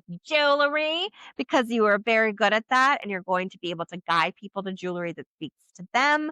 You're going to have beautiful artists who actually create gorgeous, gorgeous artwork that really has a nod to that area, and it pays homage to all of the tragedy that occurred there, but in a beautiful way that says, like, take this art home with you and remember what happened here, but remember it as something that we don't want to do again, but also thank it as a gift to the learning that occurred here on this earth and to the individuals that gave their lives so that we could learn that we should never allow this to happen again. So you'll have artist paintings, you're going to have just like readers, and they're saying that you should be doing some readings too, that you have gifts that are coming to you. So you could be one of the people in resident that day where you're giving readings, and it's really all that. It's this very creative space, and that's really what you're supposed to work on. Okay, how can she make money and fund this? They're showing me that movie called Field of Dreams,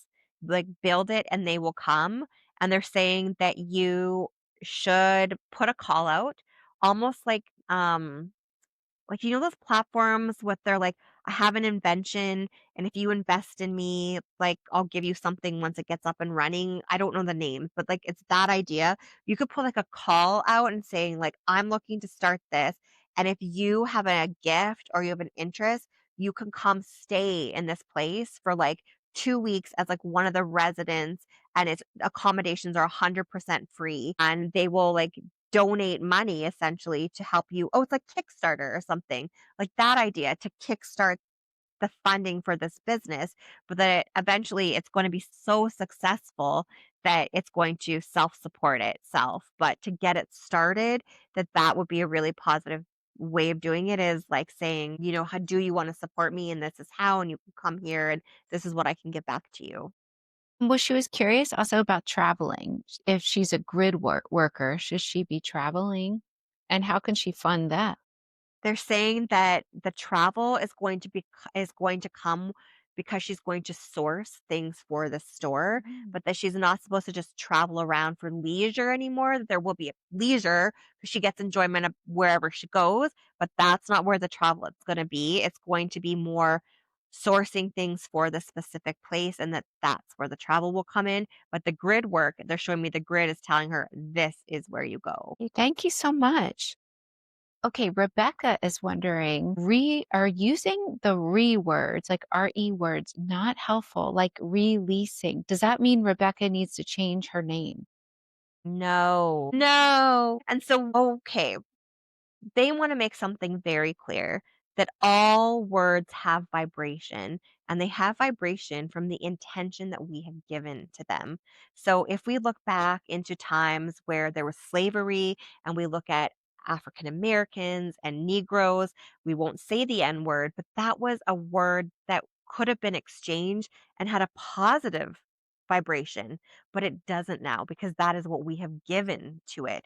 And so, really, it's our intention and the vibration that we associate it with, or that the energy of the world has associated with it. Her name is a beautiful word, and no one thinks when it says Rebecca that it's a reuse of something. But when we say release, rename, that there is some connotation that is coming into that because of the recycle, reuse. But really, you can intention set to change the vibration of any word. It's like the idea of changing the vibration and the properties of water that you all just discussed a couple days ago. You can do that with your words. And so it's setting at the beginning of your day an intention to say, this is my intention when I speak, and this is the vibration that I want the choices that I choose for my words to hold. And then it's like a blanket, a sweeping statement that you put over everything. And so there's no need to worry that you can do that, but that be intentional when you're out in the world, because there there is a vibration that certain words carry, and release isn't one that's well known yet. You don't have to worry about that, but, like, some of the words that we just, sort of, we're speaking to, leaning into there, they hold such a strong word. So even if you wake up in the morning and say, "My intention when I speak it is that it's gonna hold this vibration," if you go to Compton and you go shouting out that word, not gonna go over well just because you place that intention. You still have to recognize that the words have a vibration that has been carried for such a long time, that that energy still is going to be there even if you're not meaning it to. So that's a lot of information. Does that make sense? What advice would you like to give Rebecca right now? Like, what would benefit her most to know? Okay, there's like a massive, massive ringing that's starting in both of my ears. So just let me figure out what they're trying to tell me here. Oh, it's like so irritating. I don't know exactly what they're trying to tell me, but there's something to do here with the way that she's connecting with, there's messages essentially that are coming through to her, and that they're saying, yeah, call us that again. Sure, call us extraterrestrials. Essentially, that's who's trying to communicate with Rebecca, and they're doing it through two ways. They're showing me that they're star people that are putting messages in her eyes. We talked about that a few days ago, the activations that exist within her eyes. And so there's messages that are coming from star people. They're like making little stars again in her eyes. So coding messages there so that people that look in her eyes are getting those activations, but they're also bringing telepathic messages and communications to her, and that often she'll hear like a ringing in her ears. And now that I'm getting the message, it's already dissipating. But if you get a really, really strong ringing in your ears, Rebecca, that is them trying to drive certain messages home, or say you're in the kitchen cooking supper for your family and you're like focused on them and they're like, hey, we have something for you. And that ringing is them trying to get your attention. And so you're being communicated with to try to give you information that will be beneficial to the human race as a whole, and that you really are a conduit to sharing messages from those ETs or like other people. And so just continue to be open to that, that when you sleep, they're communicating with you then, and just knowing that when you wake up, that to quickly write down what you have on your mind, because those messages will have come through while you slept, and that they're not to be hoarded and just like kept to yourself, what you very much already seem to be aware of, that they're to be shared and given and yeah, shared with the universe. And again, they're saying you have this technology at your fingertips to do this. So again, social media, that kind of thing. So, yeah. Thank you. Becca's wondering, can we rejuvenate our bodies in this lifetime? If so, how specifically? 100%.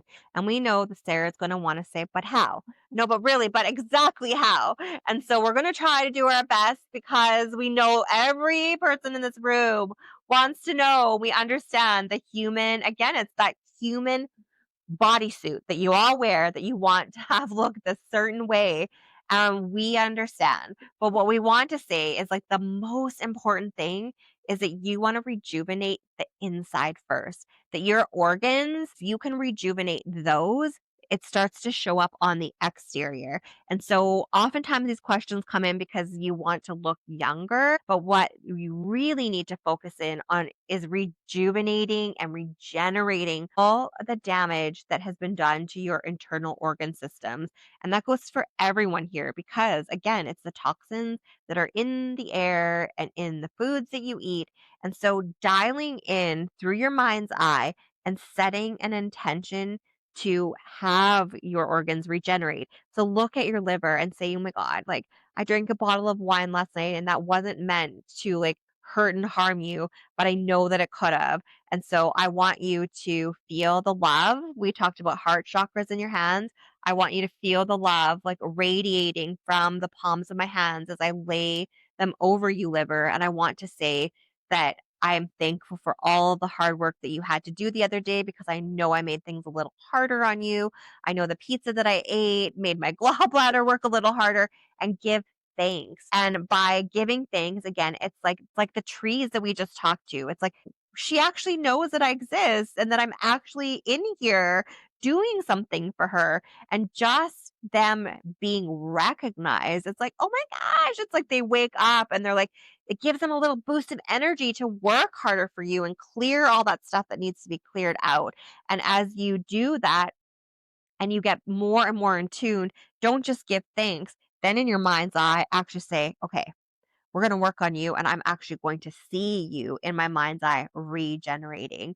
And the more that you regenerate your internal organs, the natural regeneration of your skin and your collagen and your hair and the life in your eyes and your nails, all of that stuff is going to start to improve, but it starts inside. Okay, well, will we have access to like med beds or technology that's extraterrestrial that could heal us and make us like rejuvenate?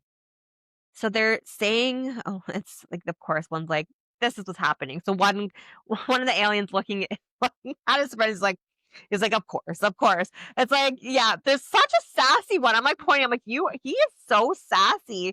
But what he's like basically saying is, of course, they want the easy way out. And so, can we give you that technology? Of course we can. But then again, you bypass the learning. You're not learning anything. If we just give this to you and you can start regenerating, then you've lost the lesson. So it's like, okay, I'm going to go out and drink a case of beer tonight because I can go lay in this bed tomorrow. It's like Mhm. that is the opposite of what we want you to do. We want you to stop poisoning yourselves. We want you to stop poisoning yourselves because the poison dims your light.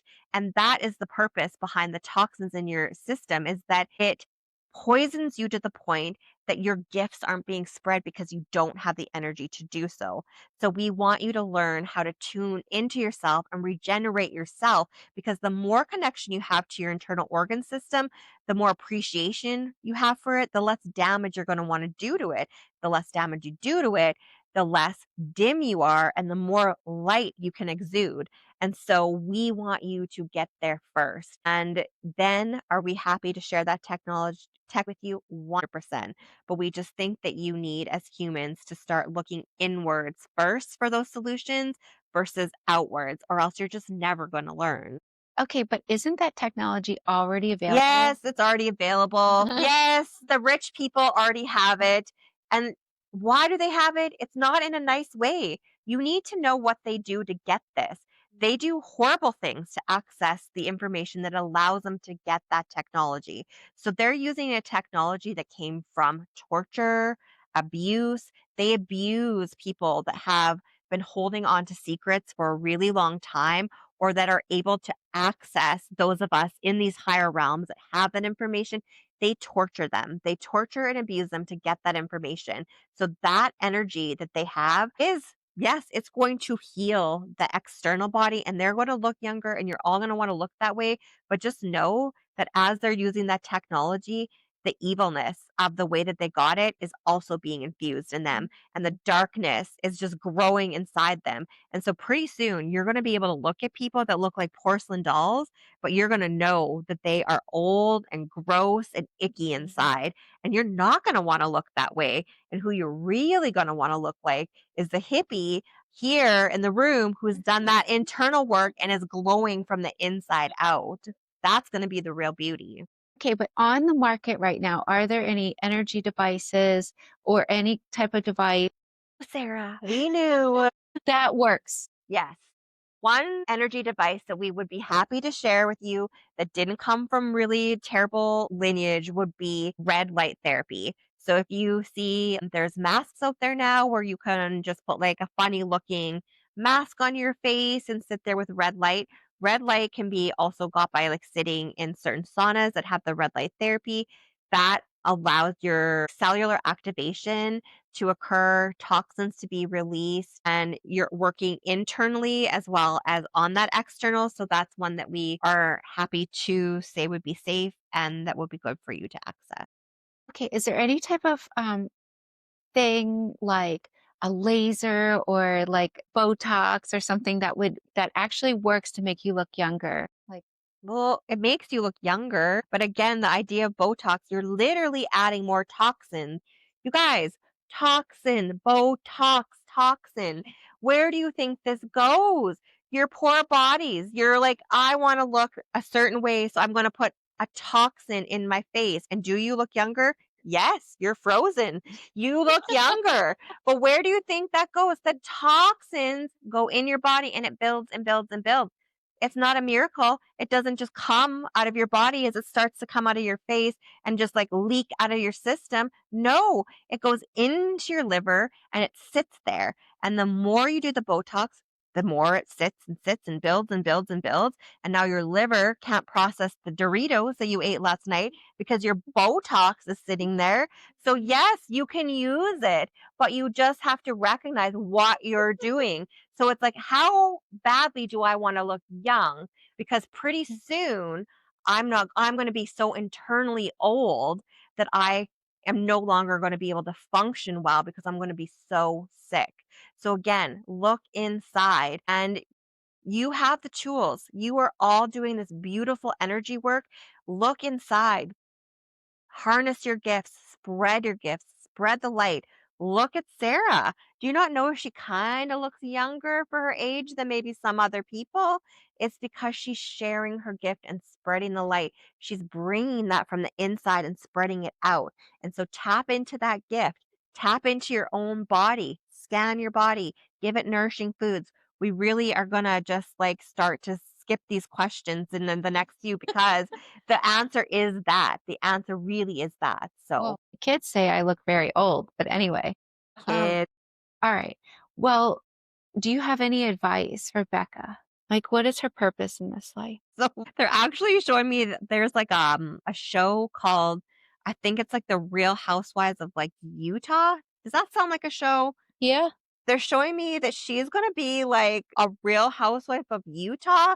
So she's gonna meet like a guy, but it's gonna be a twist because she's going to be the housewife that has this work going on. She is gonna be doing the shift. And so instead of buying like a Prada purse or like going out and drinking like a ton of champagne with these women, she's going to be on the show and being like, oh, like today I'm waking up, I'm doing a sound bath. Today I'm going to bed with my infrared mask on. Today I'm drinking my green juice. Today I'm traveling somewhere to do a workshop with people. We're like dialing into Arkansas energy. What we're showing the subject is that you're actually going to be in the spotlight in a great way because you're going to meet a great man and you're going to be able to share this energy platform in a way where it's not usually shown. Usually, the housewife network is all about consumption of goods and like adding more toxins to your body and adding more problematic things to the earth. But you're going to be what the shift needs to be in that area, which is a change in what's actually important and where value needs to be placed. And you're going to be like a spark within that whole empire for change. And it's sort of starting. There's a few people in the empire that have started to recognize how toxic it's become and are slowly making changes, but they need a new voice and a fresh face. And they're showing that you're actually going to be one of them. Okay. So, how does she get started? They say the biggest thing right now is to not just focus on what was just said and be like, "Where is he? And when is it gonna happen?" It needs to be, "I'm gonna do all this work right now internally. I'm gonna share my gifts, that I'm growing." And it's through those connections, like they're showing like a spider web of like connections. It's that as you start to spread these gifts here and here and here, the channel is gonna be made to get you to the person and then to the network, and so it's just essentially continuing to build on what you have been doing this weekend and what you've already been doing in your personal life and delving deeper into that connection with yourself and really building that bond again with your soul so that it's in essence your soul becoming a beacon for this shift to occur because it can't help but be seen. So just do the work you are and continue to build upon it. Okay. Thanks so much. What about Lord S? What is her purpose in this lifetime? So Lourdes actually is the biggest, the most amazing legacy that she's going to leave behind has to do with her stepdaughter. And this woman is going to, at one point in her life, literally, I'm being shown her on her knees, like bowing down to Lourdes. And like, I'm just getting so emotional because I can just feel the love she has for her. She's just saying, like, "Thank you," and essentially, like, she's showing, like, Lourdes with this, like, beautiful crown on her head, and that she's, like, the queen of this woman's life, and that she is going to recognize that she wouldn't be anywhere that she is going to be without Lourdes, and that she is going to be somewhere huge. This girl is going places, and she's going places because she has the support of Lourdes, and that's gonna be the biggest legacy that she can leave behind because this young lady is going to have a wide-reaching influence over humanity, and she's going to be such a light spreader and gift giver, but she is acutely aware that the only reason that she was able to or will be able to really tap into those gifts is because Lourdes was there and supported her in a time where almost no one else would have, and that even though things may seem like challenging now and that there's struggles going on now, that underneath that soul is acutely aware of that connection to Lourdes and is thanking her for not giving up and for embracing and taking her in, and that is going to pay off exponentially. And they're also showing me like Lourdes in retirement, like she's going to be well taken care of, and she's going to be like sitting back in a rocking chair just surrounded by so much love, and that all that she's giving now is going to be returned to her exponentially. Wow, what advice do you want to give her for now? Knowing all this, what could she do right now? She could just remind herself in the most trying times when a teenager spews the most vitriol, horrible things your way, and snubs you, that it is nothing to do with you, that she is breaking generational trauma that has happened for her, and that she just needs you to continue to support her in that journey, and that your soul is going to feel like, ouch. It's like, ooh, ouch, like constant little ouchies, but just to not let it turn you away from her, to allow yourself to continue to come back, and it doesn't have to be like you're constantly in her face, but just being that gentle presence that is always there, that she knows is never going to leave, no matter how crazy and how angry and how, like, whatever she terrible she can be, that you're not going anywhere, and just stay in that space and remind yourself that when she's hurting and sending hurtful things your way, that it's not her soul sees your soul, and you guys are loving and so connected that that's the human experience, and that your reaction to that is also your human experience. So just not to let your human experience break you away from each other, because it's your connectiveness that's going to allow her to propel into this beautiful, beautiful future that we see for her. Thank you. What about Pat? What advice do you want to give Pat? So they're showing me that Pat needs to pat herself on the back a lot more. That Pat is kind of in the world, living, doing. Almost are saying the word like, it's not 100% accurate, like, but like she needs to find ways to recognize her value more than just like being here. Like she's kind of like going through her days, like not trudging along, but she's just like going through them, and she's doing for others. She thinks that she's doing for herself, but she's not. She's not giving herself a pat on the back. That has been through a lot, just like so many of you in this room has. And she needs to say, like, whoa, girl, look at from where you came from and all of the things you've done. She needs to give herself a pat on the back. And essentially, the more that she dials in again to herself and gives herself and her soul the recognition that it deserves, she'll start blossoming again. So she almost feels like a little bit weighed down by life. And we've talked about the other day, like this chronic cough, and there's just some things that are being sort of like held back. It needs to be released. And when we talk about looking younger, they're saying you should come back in a year.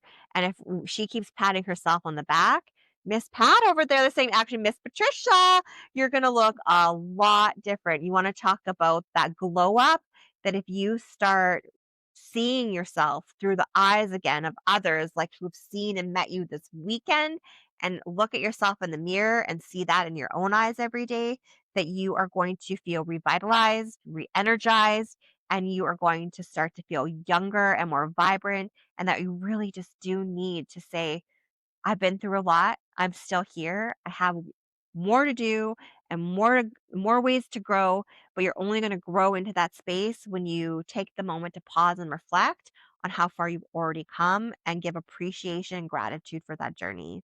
Okay, so specifically, what exactly does she need to do every day, like, in order to really give herself a pat on the back? Like, I know you just said those things, but what advice do you wanna give her, like, specifically for how to do this? Oh my gosh. Have you guys ever seen that skit with Saturday Night Live? I think the person's name is like Pat. And they're like, they never knew if a Pat was like a man or a woman, but he was like, I am a good person. Know what I'm saying? They're literally telling me that. What is it called? Yeah, but it was like, I know what you're talking about. It's like deep no, Deep, deep yeah, thoughts. It's like, it's this. It's like, I I know think the exactly what person's it is, name was yeah. Pat because this is what they're showing me. And they're like, we actually literally want Pat to do that. So they're like, pull up the old skit and they're like, and it might seem really funny and it's going to seem really weird when you do it at first, but they're like, want her to get, they're like, not just a mirror where you stand up at the bathroom sink. They want her to get a long, full length mirror and take a chair and set that in front of the chair. And she's going to look at herself and say, my name's Pat. I'm a good person. These are the gifts that I have. These are the things that I've done. And they literally want you to say, and I'm going to give myself a pat on the back. And they want you to do that every single day. And they say that the more that you do it, the less it's going to seem cheesy and the more it's going to seem like, Pat, hey, here you are. Like, I'm amazing. And this is what I've done. It's going to be like, you're going to be like so excited for that time in front of the mirror because you are going to see yourself exactly how you really are internally. And it's going to be this like joyful experience instead of this awkward, weird experience, which is going to feel like at first. Then you're going to really look forward to that opportunity. And it's almost like the mirror is going to be talking back to you. It's like you're going to sit in front of it and you're almost eventually not going to have to say a word. It's going to be like a telepathic communication between you and the mirror is going to be like, yeah, look it, you're awesome. I know I'm awesome. Oh my God, you're this and that. I know I'm this. And you're not even gonna have to speak anymore. You're just gonna see yourself for what you are. But at first, you need to remind yourself of what you are. And that's where that exercise comes in.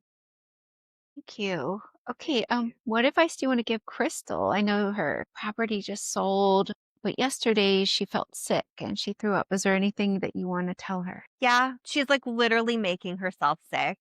So she lives a lot in her mind and she continues to ruminate things over and over and over and over.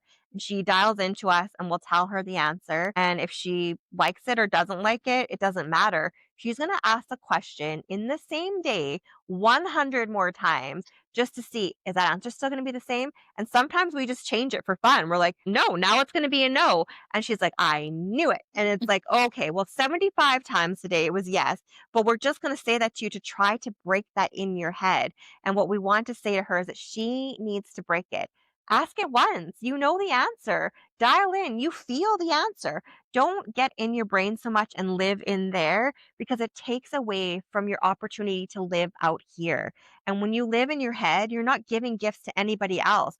All you're doing is maybe giving a gift to yourself, but you're really not because you ruminate too much and you actually make yourself sometimes physically ill. Even if the information that comes through is good, if you think about it too much and analyze it too much, it actually makes you feel sick because you're putting energy internally without letting it flow out. That information isn't meant to be stored up here, it's meant to be expressed. So when we talk about social media and all this stuff, if you go and follow her on Instagram, it's like, "Wah, wah, wah. Oh my God, someone cheated on me." And I know this sounds so mean, the voice that we're using, but we want to like almost like just tell like it's enough.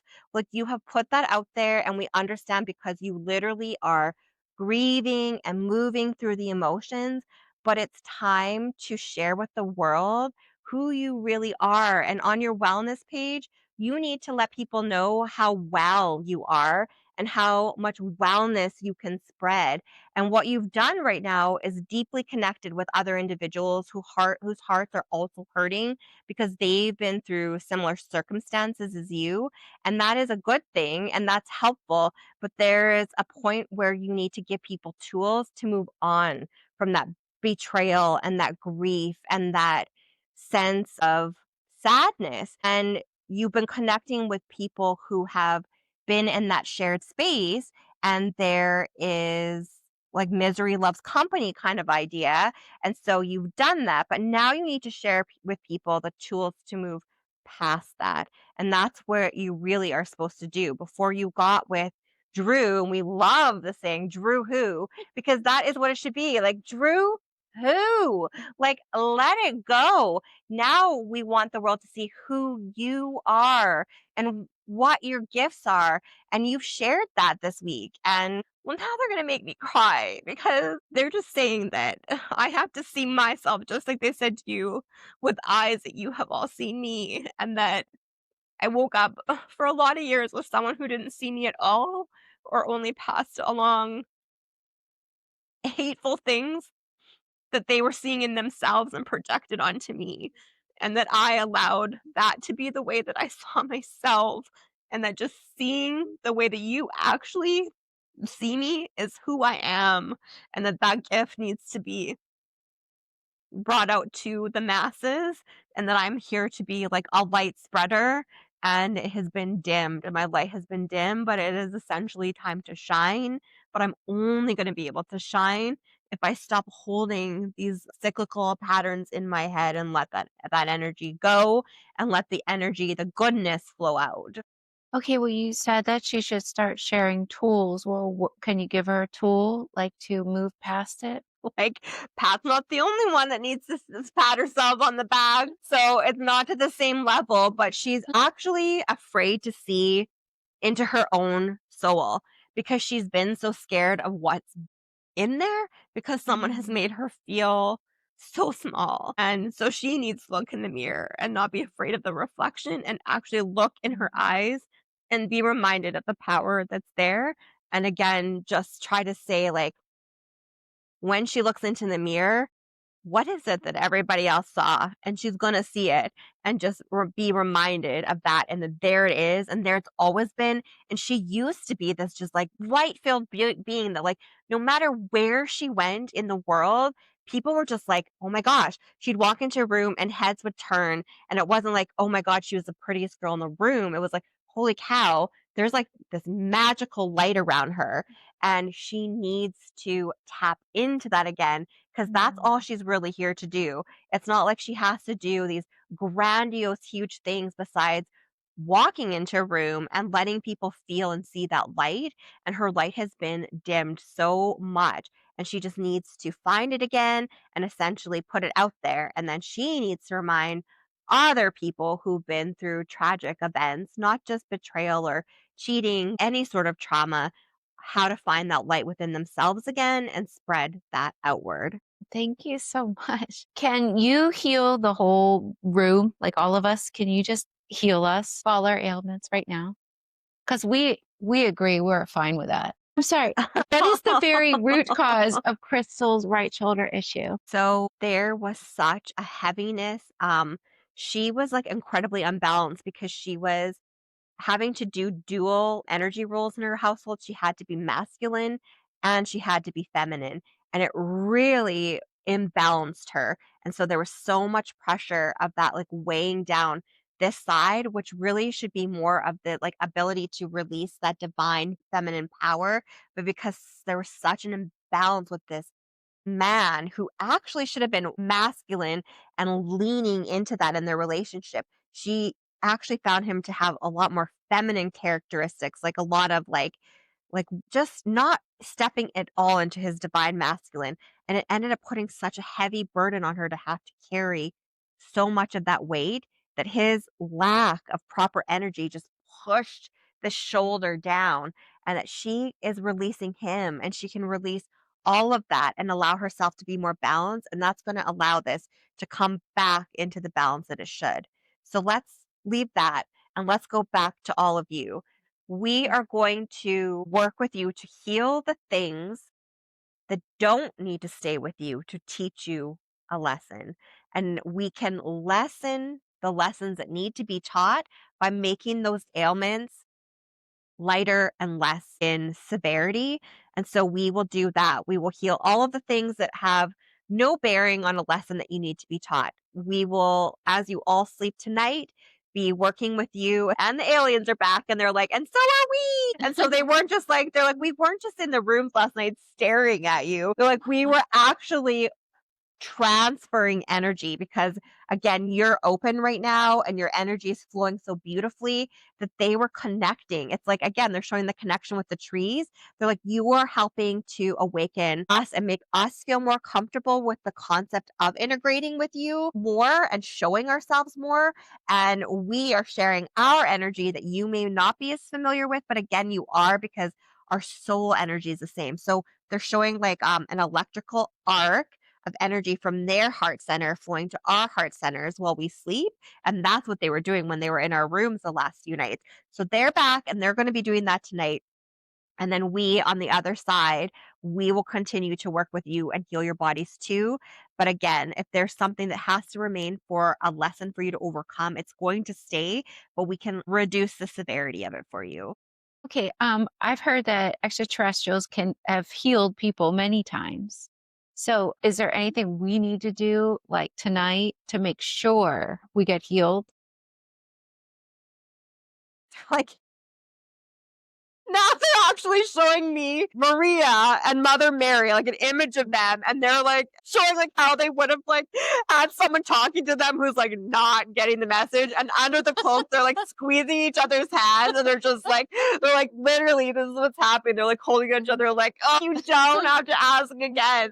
We heard you. We are going to help you. And if you're meant to be totally healed, we will totally heal you. 100% we have worked with humans to completely heal them. If you wake up and you feel like you haven't been healed yet, just give it a few days because your bodies do need the opportunity to release. So, just like we spoke of the other day, where there's so much energy here that some of your bodies couldn't handle it, it's actually one of the reasons. There's like a few reasons that Crystal got sick is because she had too much energy going through that her body wasn't really acclimated to handle that much. And also because she is purging some energy that's no longer serving her, but you do need to allow your bodies to acclimate to this energy transformation. So, what we'll do is almost what she did the other day with the Reiki. We will try to do a smoothing of the energy while we do our work on you so your bodies can handle the transformation a bit more. But if you wake up and you feel like, wait a second, I don't feel great, or this hasn't quite worked yet, give it a few days. And as you sleep and before you go to bed, just set the intention to say, again, speak to your body and let them know that this energy that's coming through is for your greatest good and that you are open to it and allowing that healing to occur. And then if it's been a week or so and there's something that we haven't reduced to the level that you hope to, it probably is there because it's a lesson. But again, ask us to reduce in severity and we will come back and we will come back and say, okay, we thought that we reduced it enough, but if it's still bothering you this much, yeah, we're going to work on you again and we're going to bring it down a few more notches.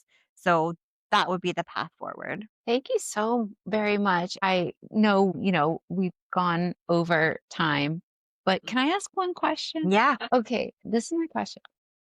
Well, sorry, it's a little meh, but They like the humor. They like the humor.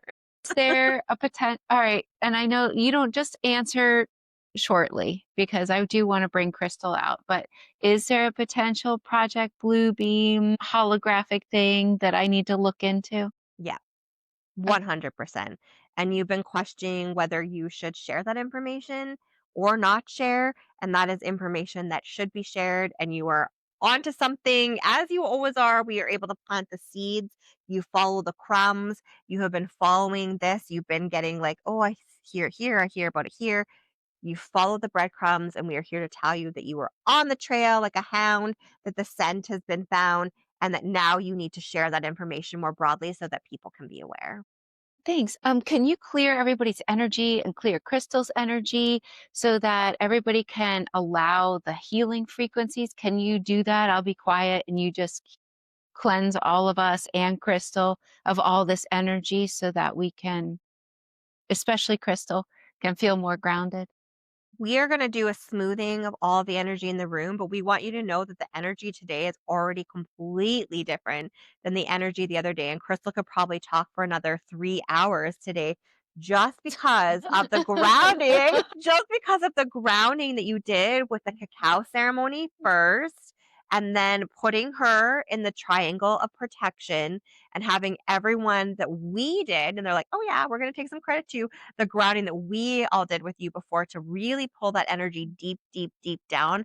That we have been holding that space for you this entire time and keeping your energy more grounded. And so the energy just feels very different than it did before. And so it's a great reminder to yourself because you're so energetically attuned this group to give yourself that opportunity every day to be grounded with Mother Earth.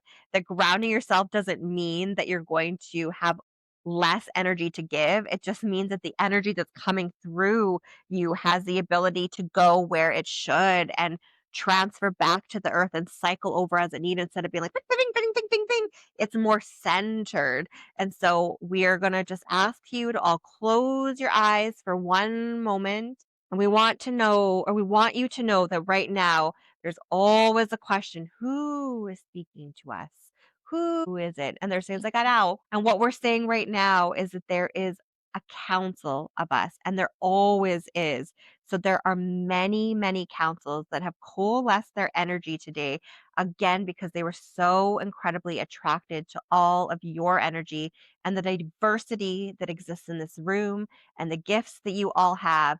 And they are saying that it's like the closing of a conference, and that the head table essentially is standing up, this incredible galactic star people, UFO people. It's this whole head table standing up, and they're patting you on the back. They're saying that again and clapping their hands.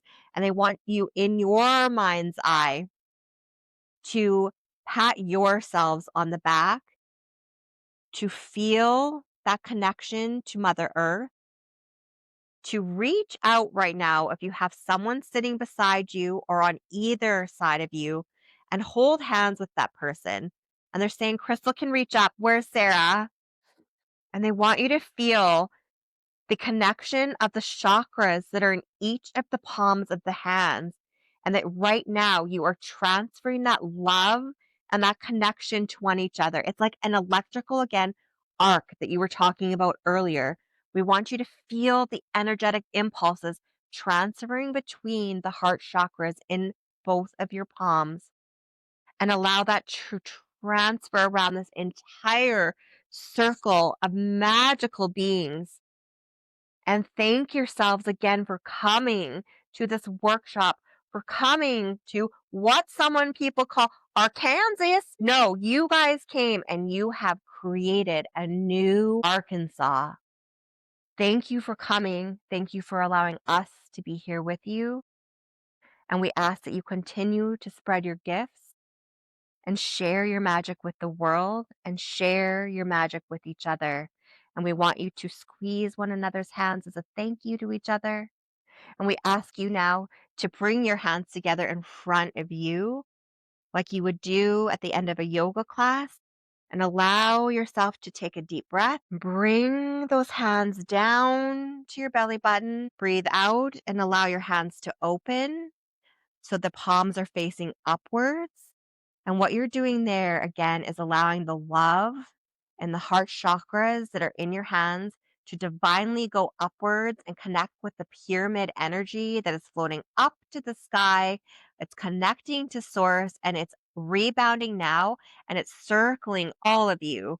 And this is how we are grounding and protecting you and closing out the circle, is to have you all in this loving protective circle, and you will carry that energy forth. And all you have to do to feel it again is to open up your palms and hold them like this and feel that energy. And then you can grab it and close it and make a fist and hold it and just feel that love and that energy there, and remind yourself that it is always there, but that you also have to open that up and share those gifts with the world. And again, we thank you for allowing us to see those gifts shared this weekend and for creating that space for yourself to give yourself that opportunity. And we hope to be able to connect with you again soon. Thank you. Thank you so very much. Now I'd like to ask the higher